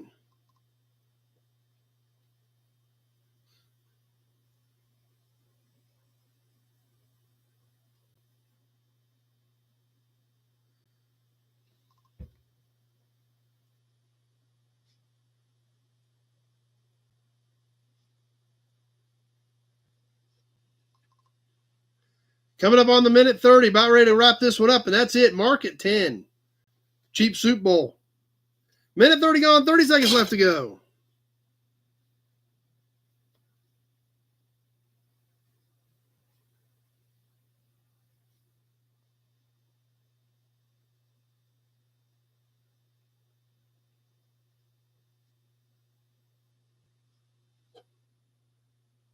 That's it. Mark's going to walk out of here with this one for 10, the way it's looking. Pete, 14. Kevin, 22. At 159, Kevin slid that 22 in there, going to Kevin's box. Kevin at 22. Looked like Mark was going to waltz out of here with that one, and boom, boom, boom, right at the end. Ooh, and there's a dead fly.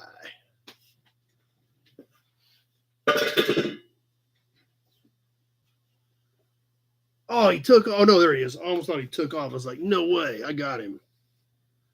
Get him out of the keyboard here. There we go.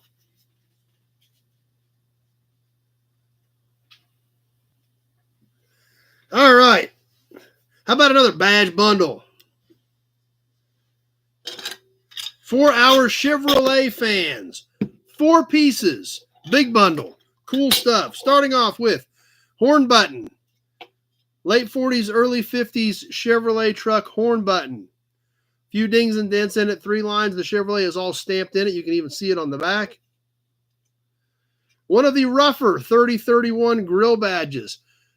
almost all of the color is chipped out of this one, which almost makes it kind of cool. You can see all the coppering in it, but most of the blue and white is gone. What are you doing, Chunky Butt?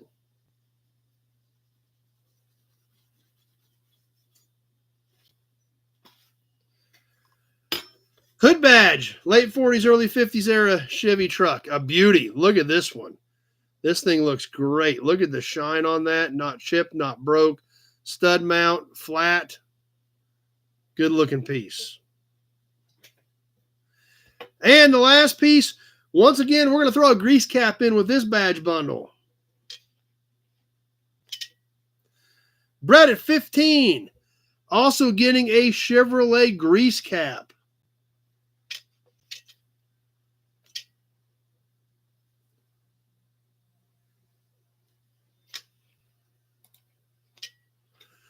Loader Mike at 20.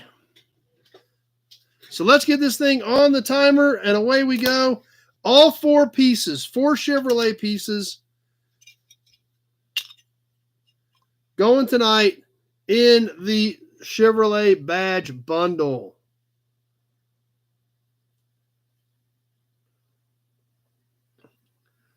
Full dollar amounts only, Brett, so we'll go 23 on that. Just because it's too hard to try to find the change. Full dollar amounts, that way I look at a number and I know what I got. So we got Brett at 23.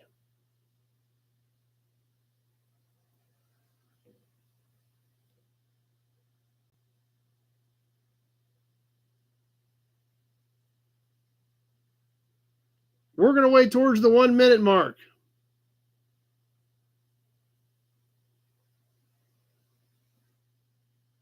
All 4 pieces, one deal. 1 minute gone, 1 minute left to go. 4 hour Chevrolet fans.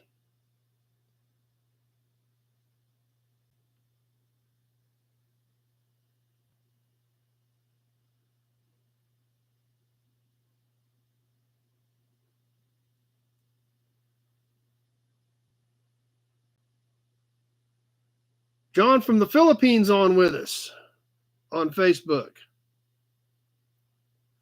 Minute 30 gone. 30 seconds left to go. Brett at 23. All 4 pieces. One big badge bundle for the Chevrolet fans. I'm starting to wonder, Big Job, if there's a sniper out there lurking in the bushes.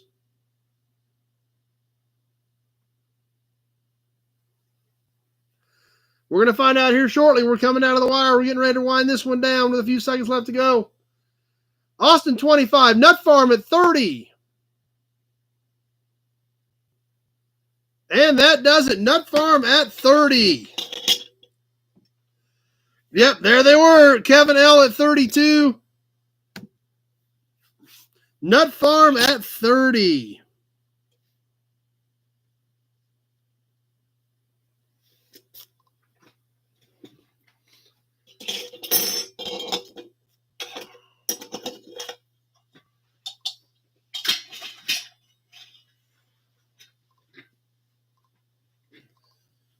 Okay, we got to do this plate. This is another one that I keep staring at, but man, this thing is cool, but I don't know what I'm going to do with it, but it is awesome. One of you guys needs it for your wall. It is old. It is awesome. It is super cool. It is not in bad shape, considering we're looking at something that's almost 90 years old and something you don't see very often.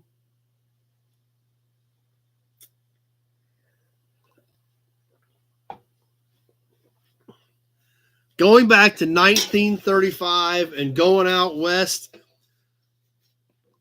to where hot rodding really took off, California. Look at this thing.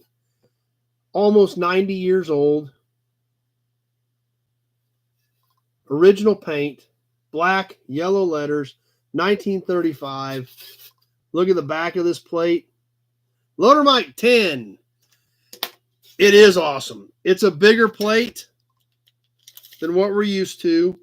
Almost 14 inches by 6. Like 13 7/8 by 6. It's a big plate. Tractor Mike over here at 35, boys. What do you think of that? Let's go. Tractor Mike at 35. Coming out shooting the big guns.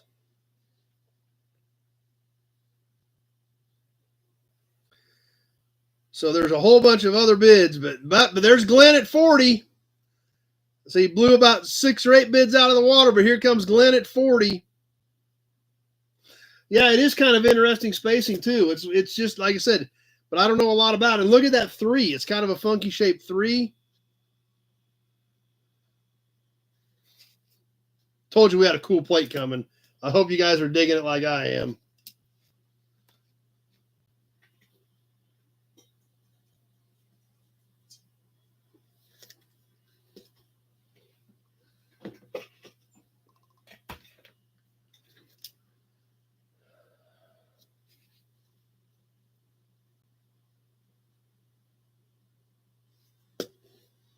One minute gone, 1 minute left to go. Glenn at 40.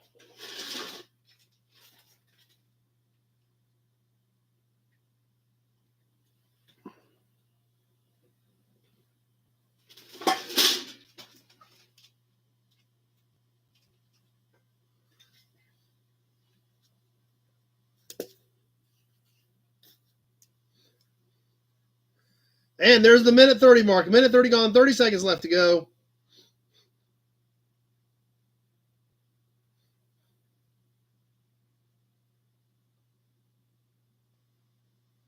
Keeping an eye on this one close. There might be some people out there shooting.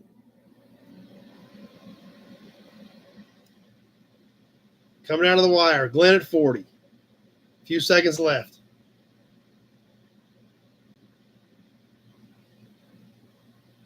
And that did it. Glenn at 40, and there they come, and it was all too late.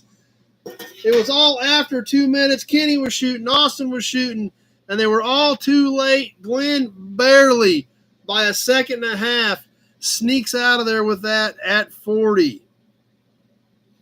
I mean, barely. I mean, it was literally second to a second and a half when those bids started coming in.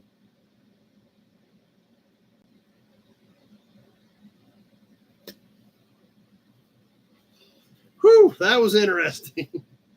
Tractor Mike got a 69 hanging in there, too.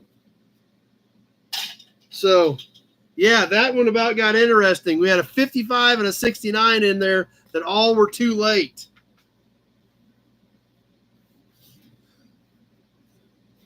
So, that's I don't know how, that's about as lucky as you can get, Glenn.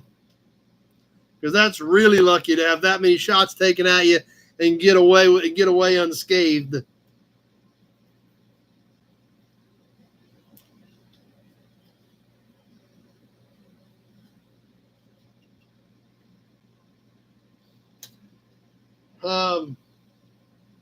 That was fun. We'll do let's do a cat. We may do one more cool plate. That was so much fun.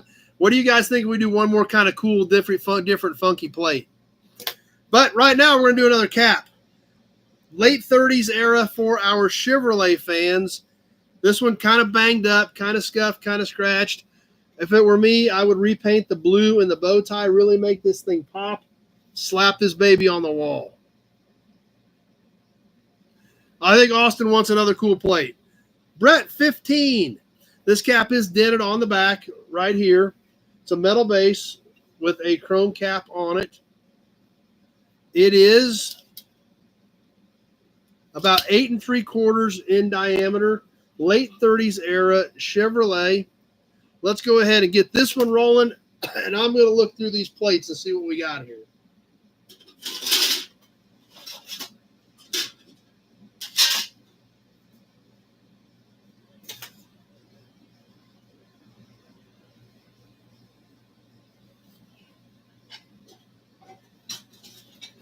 Okay, I got another pretty cool plate. Not as cool as that, but a pretty cool plate that we'll do after this.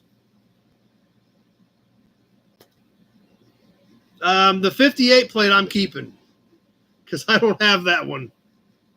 Yeah, I know Austin wants to do that plate.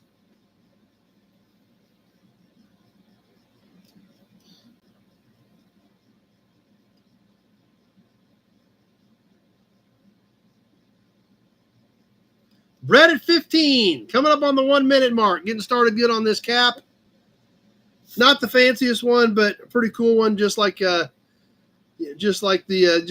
says, the stories it could tell. 1 minute gone, 1 minute left to go. Brett at 15.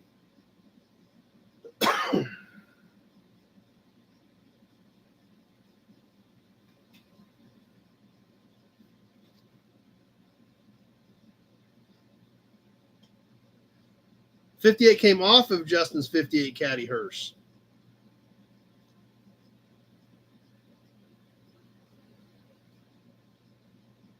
Minute 30 gone, 30 seconds left to go. Brett at 15.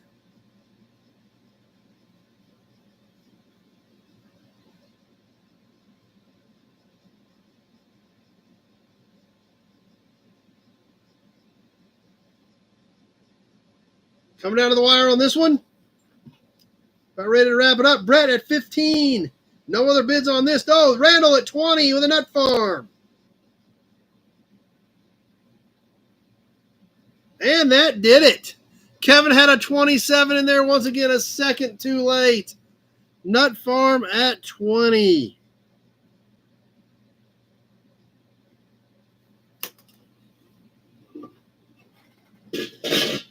All right, this, like I said, we'll do another cool plate. Not quite as cool as that one, but I think this is kind of neat.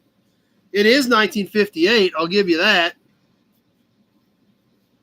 Brett got hung up in the delay. Yep. That happens to a lot of people. So this is 1958. It is pretty cool. I dig it.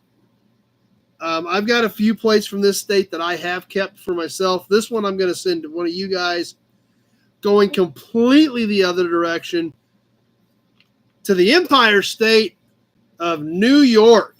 1958 New York. Some paint loss on this edge, but other than that, this is an original plate, original paint, that yellowish orange, black letters, 1958 Empire State. This is all stamped in it. So like I said, not quite as cool as the California, but I still think this is pretty neat. That, you know, coming out of New York in this condition, 66 years later, because considering everything up there rusts. That's right. A checker cab, it would definitely work good there. Briggs at 10 on the 1958 New York plate.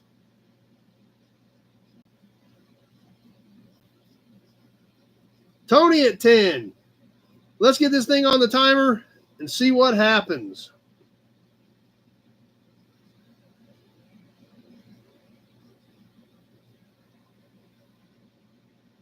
Martin at 12.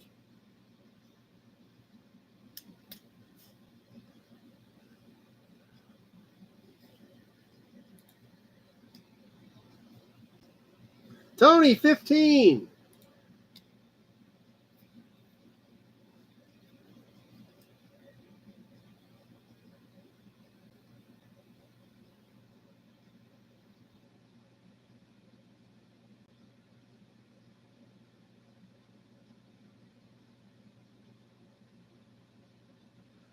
Mike hears the bushes rustling. I think it's a cool one. We'll see what you guys think. I know we're going to find out in just over 60 seconds because we're coming up on the 1 minute mark. Yeah, I don't know if it was a specialty plate. That's a good point. At that low of a number in New York, 1 minute gone, 1 minute left to go. That would be a good concert, I bet, Dirty. Tony at 15.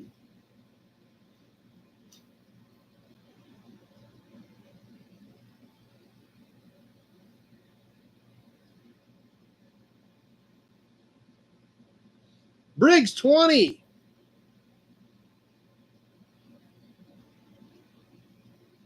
Minute 30 gone, 30 seconds left to go.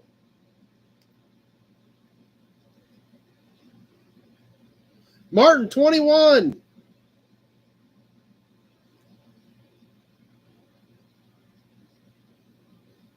Lee, 25.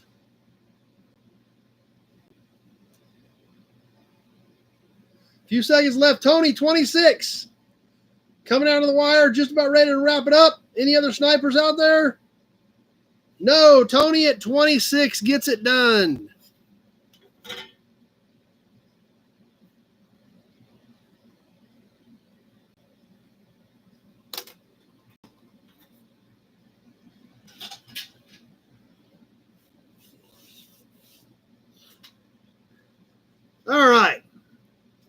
what do we think? About ready to wrap it up for tonight and get to the magazine? You guys are going to dig the magazine.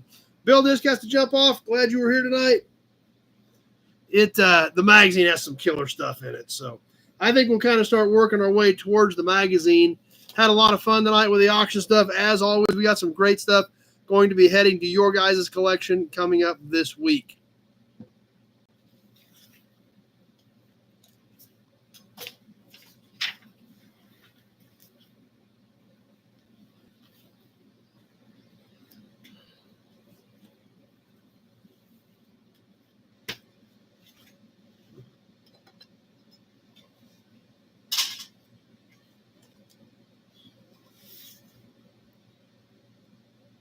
All right, exactly right, Kenny.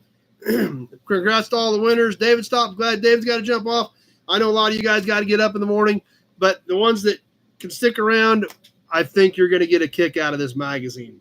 It's pretty awesome. I'm pretty excited about it. The more stuff I saw, the cooler it was. The deeper I got into it. So if you'll remember, a couple weeks ago, we skipped it last week with Austin being here. We were pretty busy. You guys probably need a Hudson badge, I bet, after all that. Oh, no, we didn't get to that one, Ken. We'll do it next week. But we're going to get back to this hot rod from August of 1955 we started on a few weeks ago. And like I said, guys, this thing got better the deeper I got into it. I think you're going to get a kick out of it.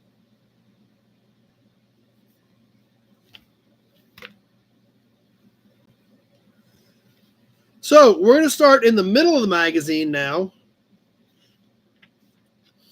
because we did the first half a few weeks ago. Starting in the middle with the first article, Breaking the Beam. Don't place too much stock in what the timer says unless you know the methods and equipment are accurate. Yes, this is very, very early timing equipment for drag cars.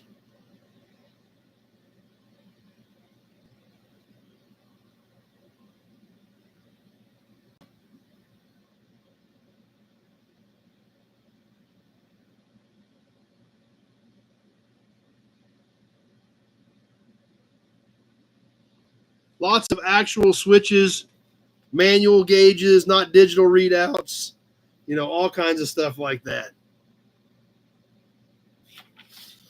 And like I said, everything we're going to look at tonight was super cool. Up next,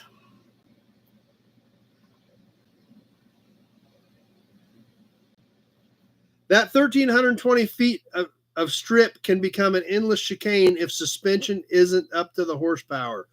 Both are treated with equal respect in the Lozinski dragster. And the crazy part about this thing is look at these pictures of this thing. We'll see you later, Justin.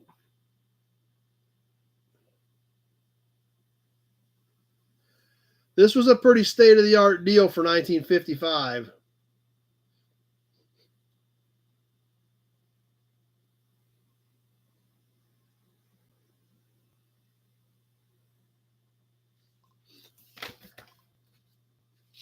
With more pictures on the next page.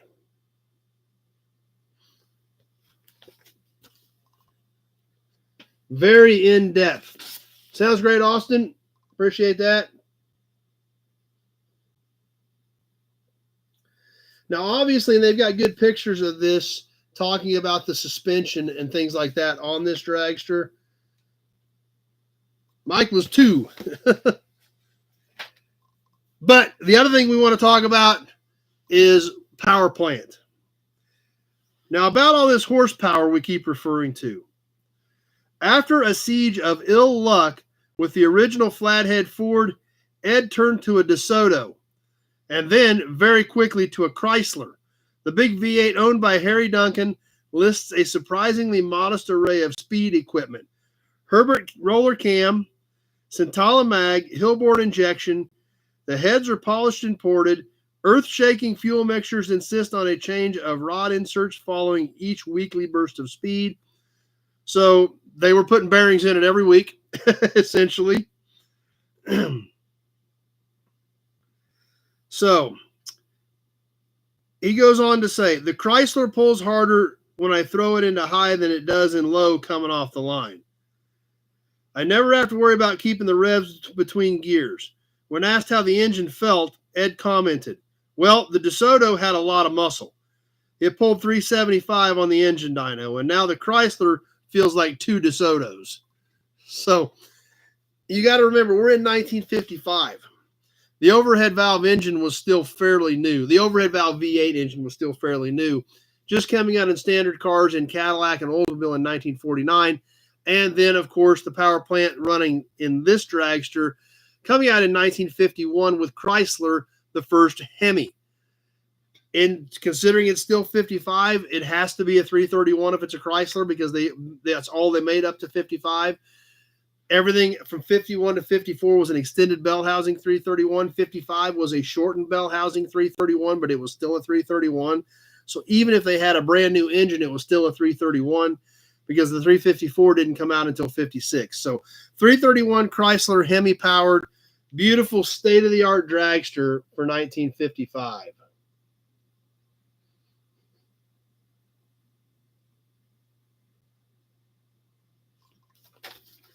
And that is also our cover car, so we actually get to see that in full color.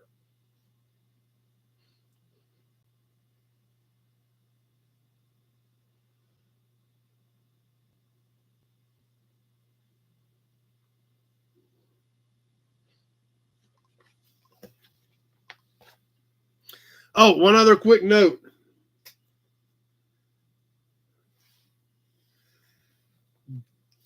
Don't use too much elbow grease on those Von Dutch pinstripes.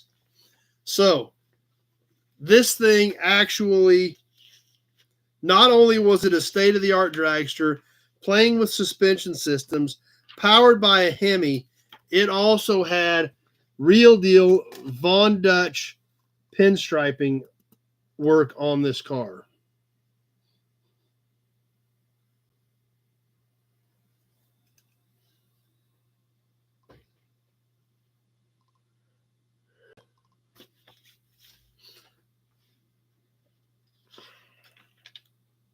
So, like I said, pretty cool stuff, and it's just going to get better.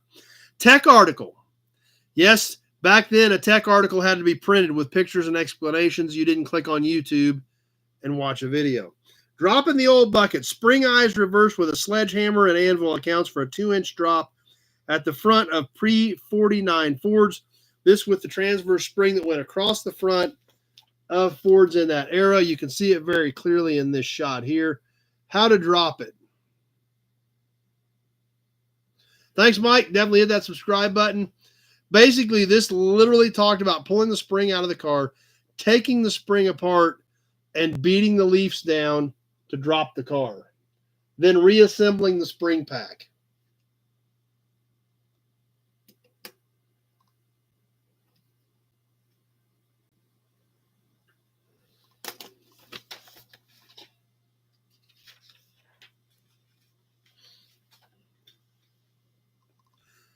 This next dragster, actually, this was a land speed car, but configured as a dragster. Chugger from the Skies. When they built this car, this was definitely, safety was somewhere, wasn't exactly first, somewhere between 143 and 189, I think, on the checklist. I think I would put safety somewhere between 143rd and 189 on the checklist when they put this race car together. Powered by an iconic V12 Allison. Chugger from the Skies, that's why it's called Chugger from the Skies. Powered by an Allison aircraft engine built for land speed racing. Bonneville E Lakester class. And look at this thing. I mean, it's super cool. But they said it was talking about running E Lakester. The record in E Lakester was at 183.63. So basically shooting for 200 miles an hour. D. Lakester record was 209 miles an hour. So hoping to shoot for D. Lakester at over 200 miles an hour in that.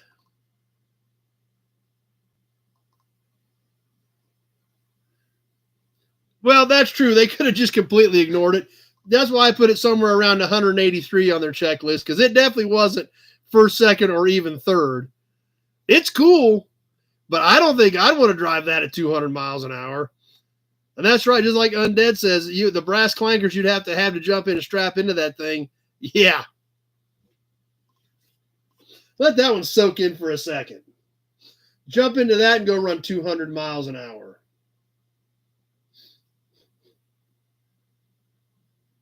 Loader Mike, I'd send it. Yeah.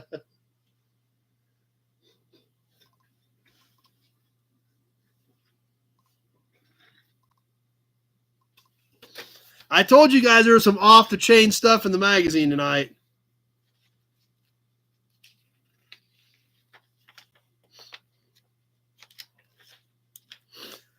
All right, this next one, great pictures. They're small pictures. It's going to take a second for these to sink in.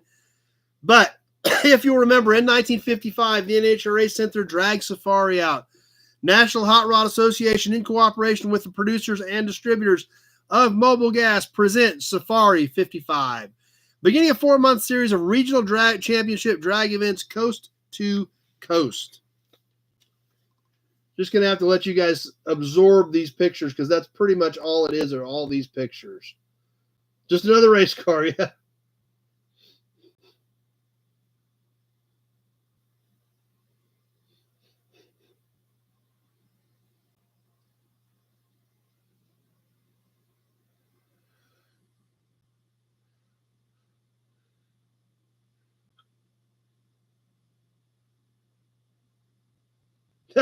That's true. We don't have time for safety. We're going for records. Yes, this was the safety safari. And like I said, it didn't have a lot of details, just a lot of killer pictures. So I thought I'd just give everybody a few minutes to soak these in.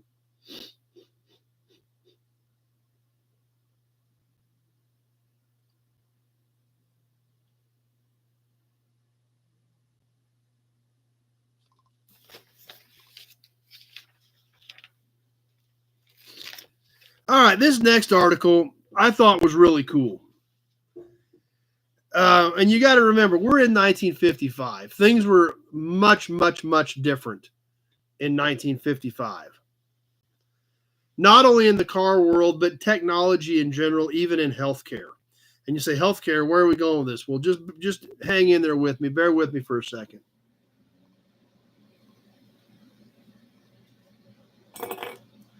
Back in 1953, Dick Maris had been a skilled worker in Alaska. For recreation, he built up and drove roadsters for both the track and the street. He also was an avid pilot of both aircraft and hydros. To say that this kid was active would be the understatement of the year. However, New Year's Eve of 1953, Dick's active life came to an end, or so he thought. His back was broken in an auto accident. No one out of a wheelchair can describe the mental depression that followed. For 9.5 months, he stayed in various hospitals feeling washed up.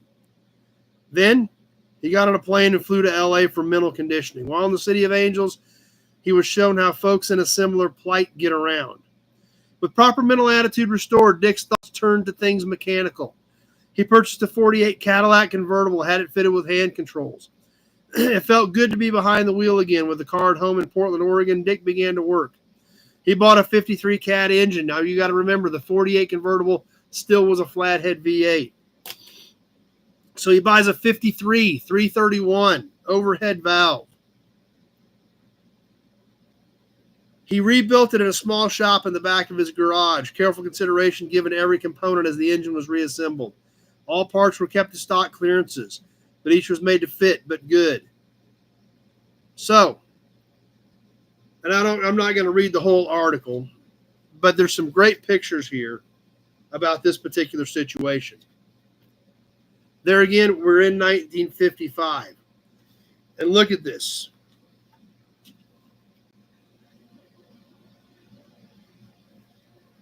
This guy's doing this all from a wheelchair.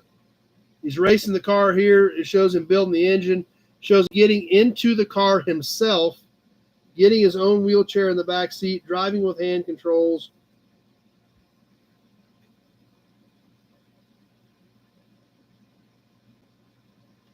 You know, obviously, this is well before powered wheelchairs or any of the modern conveniences we have in today's world of modern medicine. But there again, this guy didn't stop him. Didn't stop him a bit. That's right, Kenny. We'll have a drink we'll drink to him for sure. Absolutely. Slap that up there. So it's kind of one of those things that this is back in the 50s, and this didn't slow this guy down. Anybody that goes out and says they can't do something, just don't want to do it. That's all it boils down to.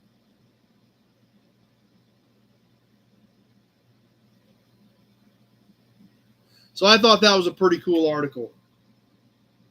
Even without modern medicine, even without modern technology, did not stop this guy one bit from building his caddy up and going out and having fun with it.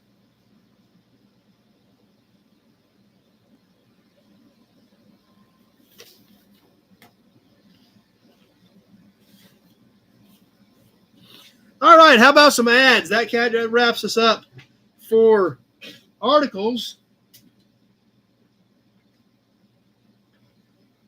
If I quit running over my shoelace, it would be much better. Glad you're having fun, Kenny. I told you guys there was some cool stuff. We got more cool stuff coming. We've got classifieds tonight as well. No pictures in the classifieds, but killer classifieds. Ads.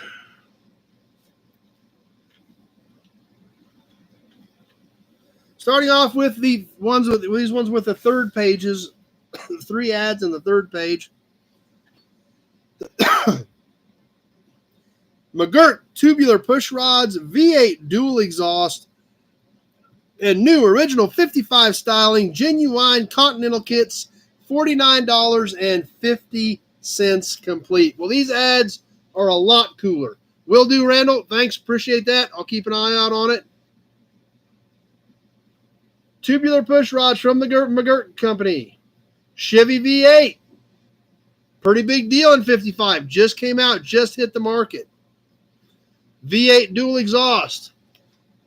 50-51 CAD. 49-55 Olds. 51-55 Studebaker. 53-55 Dodge.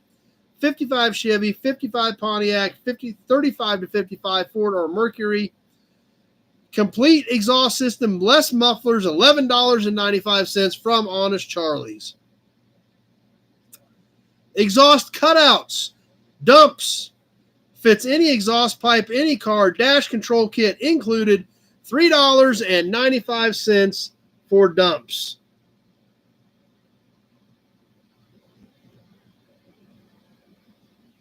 And then, of course, the $49.50 Continental kit.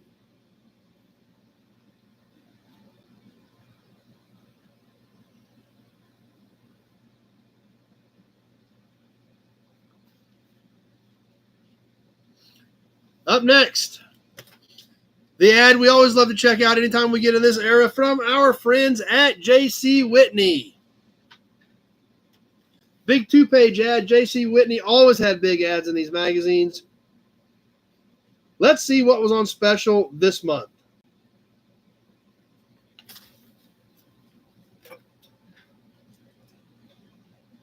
Sparkling chrome-plated rocker arm covers. Buick Nailhead V8, $17.75. Chevrolet 6-cylinder, $8.95. Winged bomb sight 55 Chevy grill ornament. That's kind of cool. I don't know if you guys can see this. I do believe they are still in business. This is a cool piece. Now we got to remember, 55 Chevy just hitting the market. Check out this accessory grill badge. Has anybody ever seen one of these for a 55 Chevy?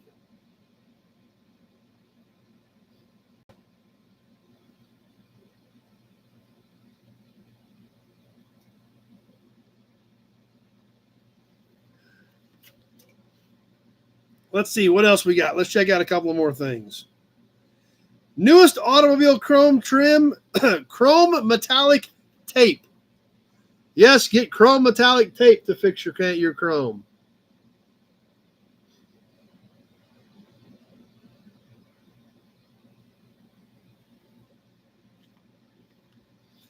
Let's check out one or two more things available from J.C. Whitney this month in 1955.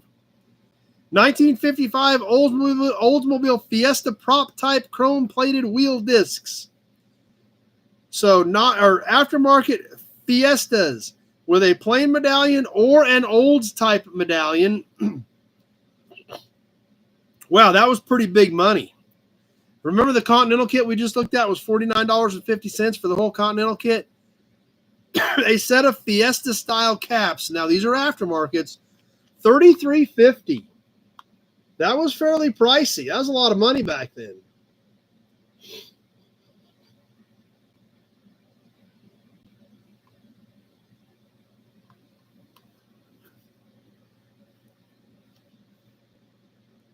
So a lot of killer stuff.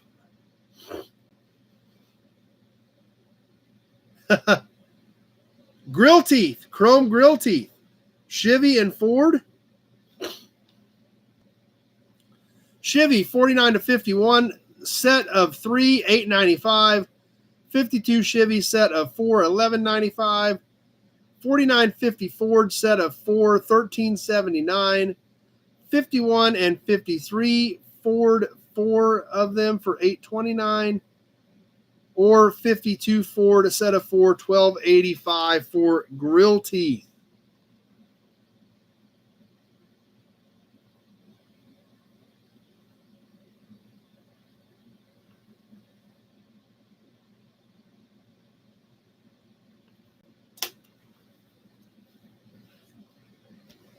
Fly in the background. I haven't been buzzed lately, but I'll keep my eye out if you've seen one, gal. All right.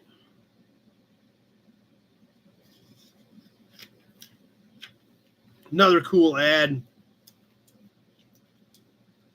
Nixon, first again. Chevrolet V8, multiple carburation, new, better. See your local dealer or write. Or Chevy owners, look at these two manifolds from the Nixon Engineering Company.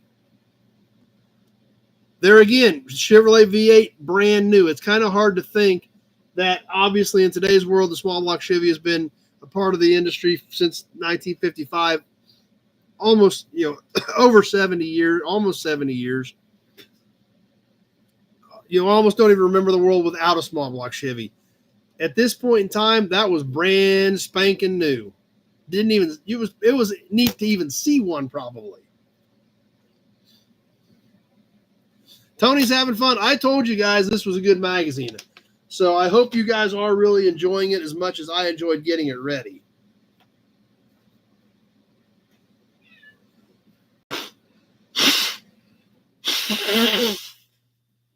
What? You decided to come say hi? You can't get over here, can you? Too many auction boxes. Come here. You want to come say hi? You want to say hi? You make you some room?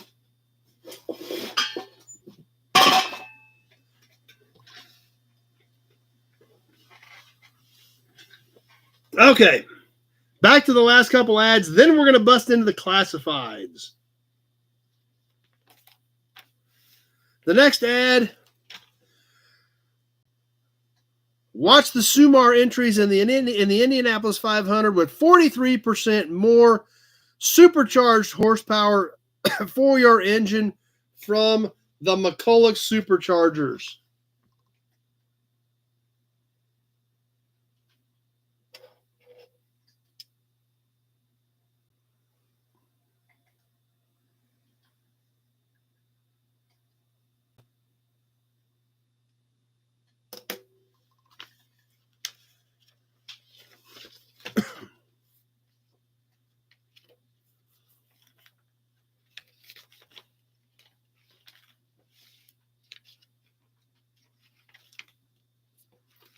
Front mount, most of those were at that point, yeah.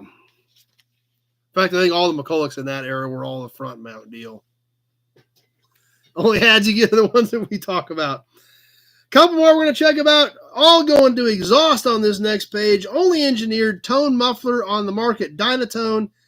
And customize your exhaust with Flaro Flame exhaust tips.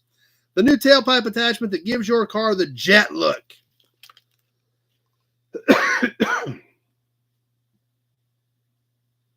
Throwing some color in that ad, pretty big deal in that day.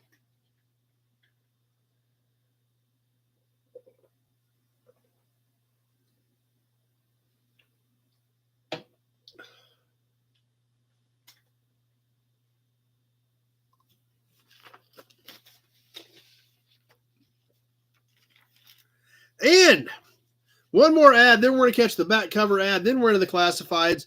Something also new. Just starting in the mid-50s. Today, there again, literally, industry standard. However, back then, literally, it was an aftermarket accessory. You had to buy them and add them to your car. Announcing the most modern safety belt in auto history, the Gentex safety belt from General Textile Mills. Yes, safety belts were literally an aftermarket accessory you ordered out of the back of a magazine and put in your car.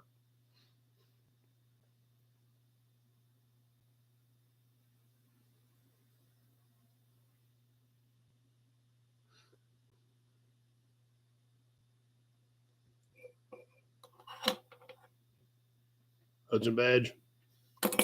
And the back cover, then we're going to get to the classifieds. The back cover from our friends at Grant Piston Rings. Dempsey Wilson, the #1 Grant Piston Rings booster for Grant Rings. That's all right, Brett. That's what we're all here for.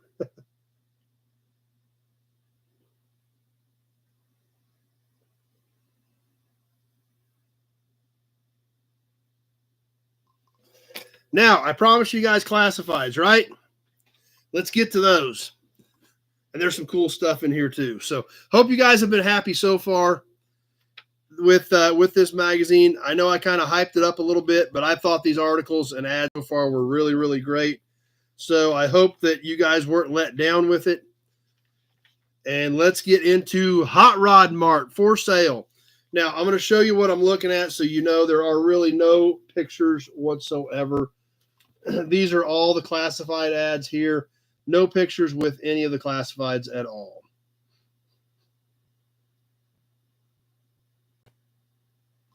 But doesn't mean there's not some interesting stuff in here. Kevin L's enjoying it. Good. I'm glad. Like I said, sometimes I get excited and you guys don't think it's quite as cool as I do. But let's catch some of these classifieds. Some of these have prices, some don't. So we're going to kind of skim a handful of these and see what you guys think. Sell 54 Jag Coupe, gray with red leather. Now 54, was it an XK120 or did they go to an XK140 in 54? 54 may have been an XK140, but regardless, the XK120 and XK140, both absolutely stunningly beautiful cars. So take this 54 Jag Coupe, gray, red leather. Olds V8 with a Hydromatic, wide white walls, stock appearance, 3,500 miles. So look like a stock 54 Jag Coupe with an Olds V8 in it. $2,750.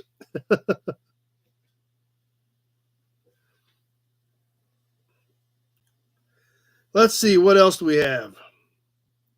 Sell 50 Ford Club Coupe. Now, we got to remember, this is a 5-year-old car. Immaculate custom paint and bodywork. Has a 55 full race Buick engine with a Dynaflow. Take any reasonable offer. $300 already invested. So nailhead swapped, custom paint 50 Ford, $300 invested. Any reasonable offer considered.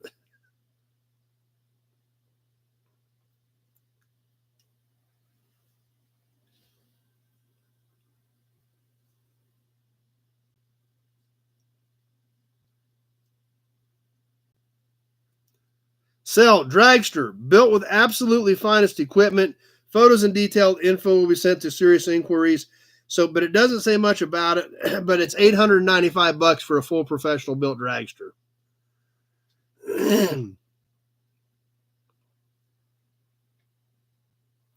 That's true. It would make a great episode of Back to the Future. Let's see. Sell. Snapshots. You can order pictures. Snapshots of Barris Custom 51 Mercury. Featured in the March 53 issue of Hot Rod Magazine. Cover of Motor Trend. 3/4 view of front and rear. 35 cents a piece for pictures. Send to Bob Hirohata, 9587 La Rosa Drive, Temple City, California. Yes, Bob Hirohata was literally selling snapshots of the Hirohata Merc, the legendary, iconic Hirohata Merc, which sold for what, $2 million a couple years ago? Had an ad in the back of Hot Rod selling snapshots of it for 35 cents a piece.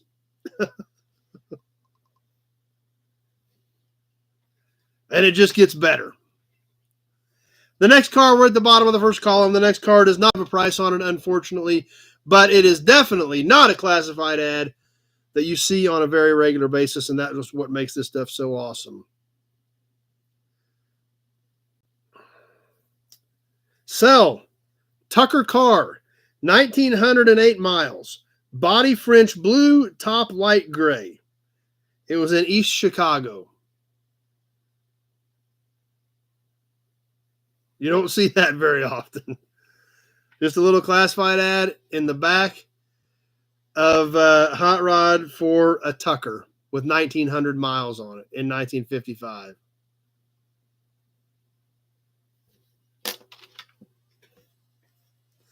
Let's catch a few more of these, and then we'll get ready to wind things down.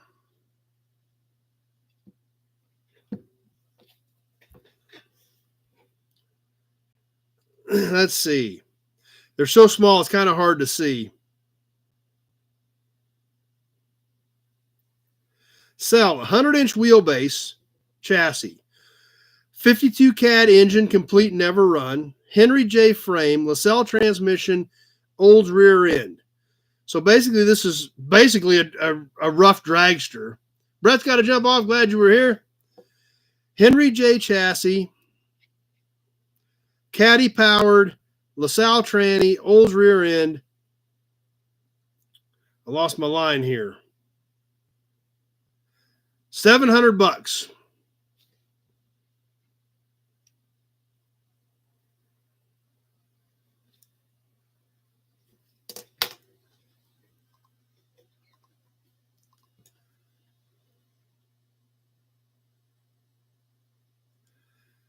Sell Mercury 4-inch crankshaft. Never used since it was ground. So this is the big heavy-duty Mercury crank, probably like a 53 Merc crank for a flathead. One of the bigger, best flatheads. Fresh, turned, big Mercury crank, $30.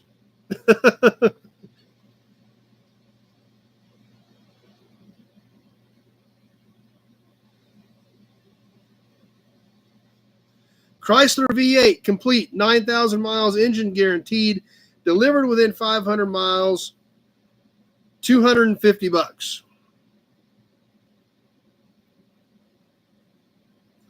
Sell 49 Ford Club Coupe. Engine's been gone through, big valves, full cam, true forged pistons, new paint, new tires and brakes, low mileage, $800.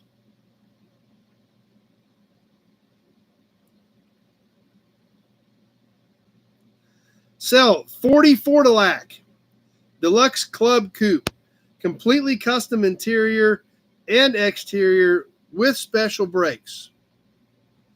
So 40 Fordilac. So 44 Deluxe Coupe, Cadillac powered, done, completely custom interior, $1,700.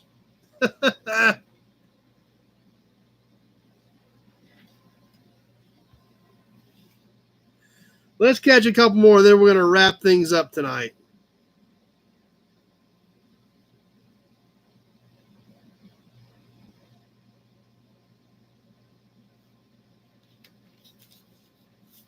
Sell 39 Ford four-door convertible, good 50 Merc engine, $30. Midget trailer, $30.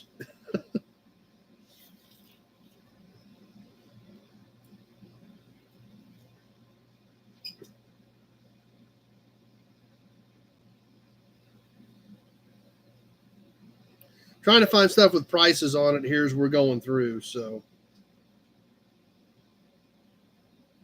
this is kind of an interesting car as well.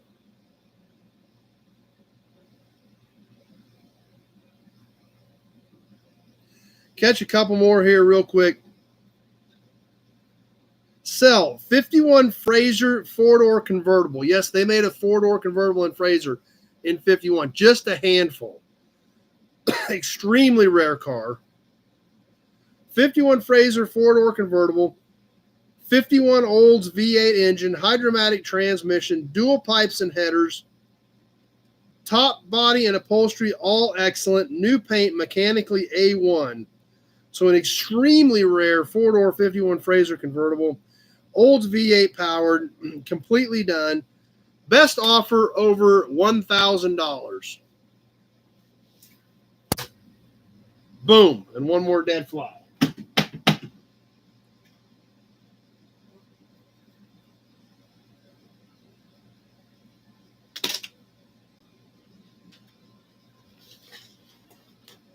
One more to catch here. Sell custom-built sports car roadster. 32 Plymouth chassis, 40 Ford engine, leatherette upholstery. $250. So not really sure what condition that was in, the way it sounds it was put together. But regardless, some absolutely killer stuff in the Hot Rod Mart in August of 1955. So pretty cool. Some great classifieds. I hope you guys enjoyed it. But that wraps us up for the August 1955 issue of Hot Rod. Cover price of 25 cents. Some cool stuff in there. I'm glad you guys enjoyed it. I know I was a little excited about it, but when you flip through the classified ads and there's a Tucker in there, you get kind of excited. So, but you think about what we just talked about. Four-door Frazer convertible, Tucker. I mean, some cars that there were only handfuls of them made. Bob Hirohata selling pictures of his car in the back of the magazine. Whole different time. But that's why we do that. That's what makes this fun. And I'm glad you guys enjoyed it.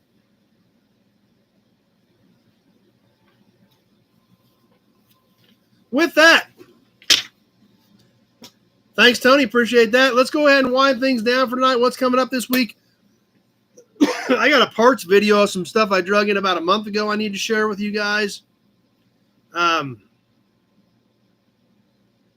that's great, Kevin. I appreciate all the help with you and Pete both taking care of those guys tonight. It did get a little hairy with the trolls. Thankfully, you guys had it handled and stayed on it. Got them knocked out. So huge shout out to Pete and Kevin L. for taking care of us tonight with those trolls. There was enough of it, it probably would have shut us down like it did a couple months ago had those guys not saved our butts tonight. So huge shout out to those guys for hanging in there with us. I've not hung it up yet. It's just sitting over here in the corner. So I've not hung that picture yet at all.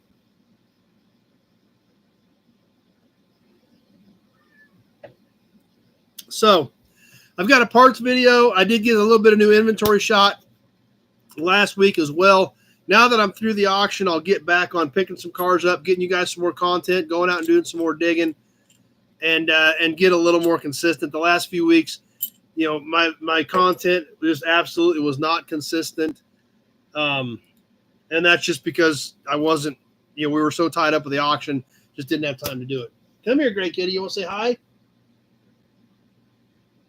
You got to come. I moved some of the boxes so you can come over. Yes, there you go. Come here. Come here. Well, don't go running off when I try to pick you up, goofball. So anyway, we'll do some Toy Tuesday Live. We'll get some more of that new content up this week, and I'll get to work on getting some more stuff put together for you guys. So with that, I guess we'll go ahead and put an exclamation point on episode number 232, as crazy as that sounds. Like I mentioned earlier, as of right now, unless something changes, we'll not be on next week. Probably going to be out of town. If for some reason my schedule changes, I will definitely put up a post to let you guys know we're going to try to go. Appreciate the Johnny Carson comments. That's awesome. When I work these sheets up for you guys, I do try to put something enjoyable together. So I'm glad you guys are having a good time at it and having fun with us. So it may be 2 weeks before we are back, but we'll see how it goes. But regardless, even if we don't make it next week, don't forget, we're going to give this truck away at the end of the month. And I'll dig out a few more toys for our second and third name out of the can, but you don't want to miss any of that. So with that, I think we'll go ahead and wrap this one up. Found this channel in a Craigslist ad. Well, I'm glad you did, Kyle. I'm glad you're hanging out with us. I'm glad you're back for a while. Hope everybody has a great week. I'm going to get back on a normal schedule, pick up some cars, sell some parts, things like that, and get regrouped from the auction. Thanks for everybody's participation tonight in the auctions. Huge shout out once again to Pete and Kevin L., our moderators, for taking care of things tonight for us, because we probably wouldn't have made it through tonight without them. Thanks for being here tonight, everybody. Thanks for your participation in the chat. Thanks for making this what it is, because without you, it isn't much. It's me sitting here talking into a webcam, and that probably wouldn't be a lot of fun for everybody. So thanks to all of you guys for making this what it is. Invite your friends over to come and join us. And we're going to wrap tonight up, move forward to probably 2 weeks unless something changes. Thanks for being here tonight, everybody. Stay tuned. Catch the new videos coming up this week. And we will see you, if not next week, definitely in 2 weeks. Thanks for being here, everybody, and have a great week.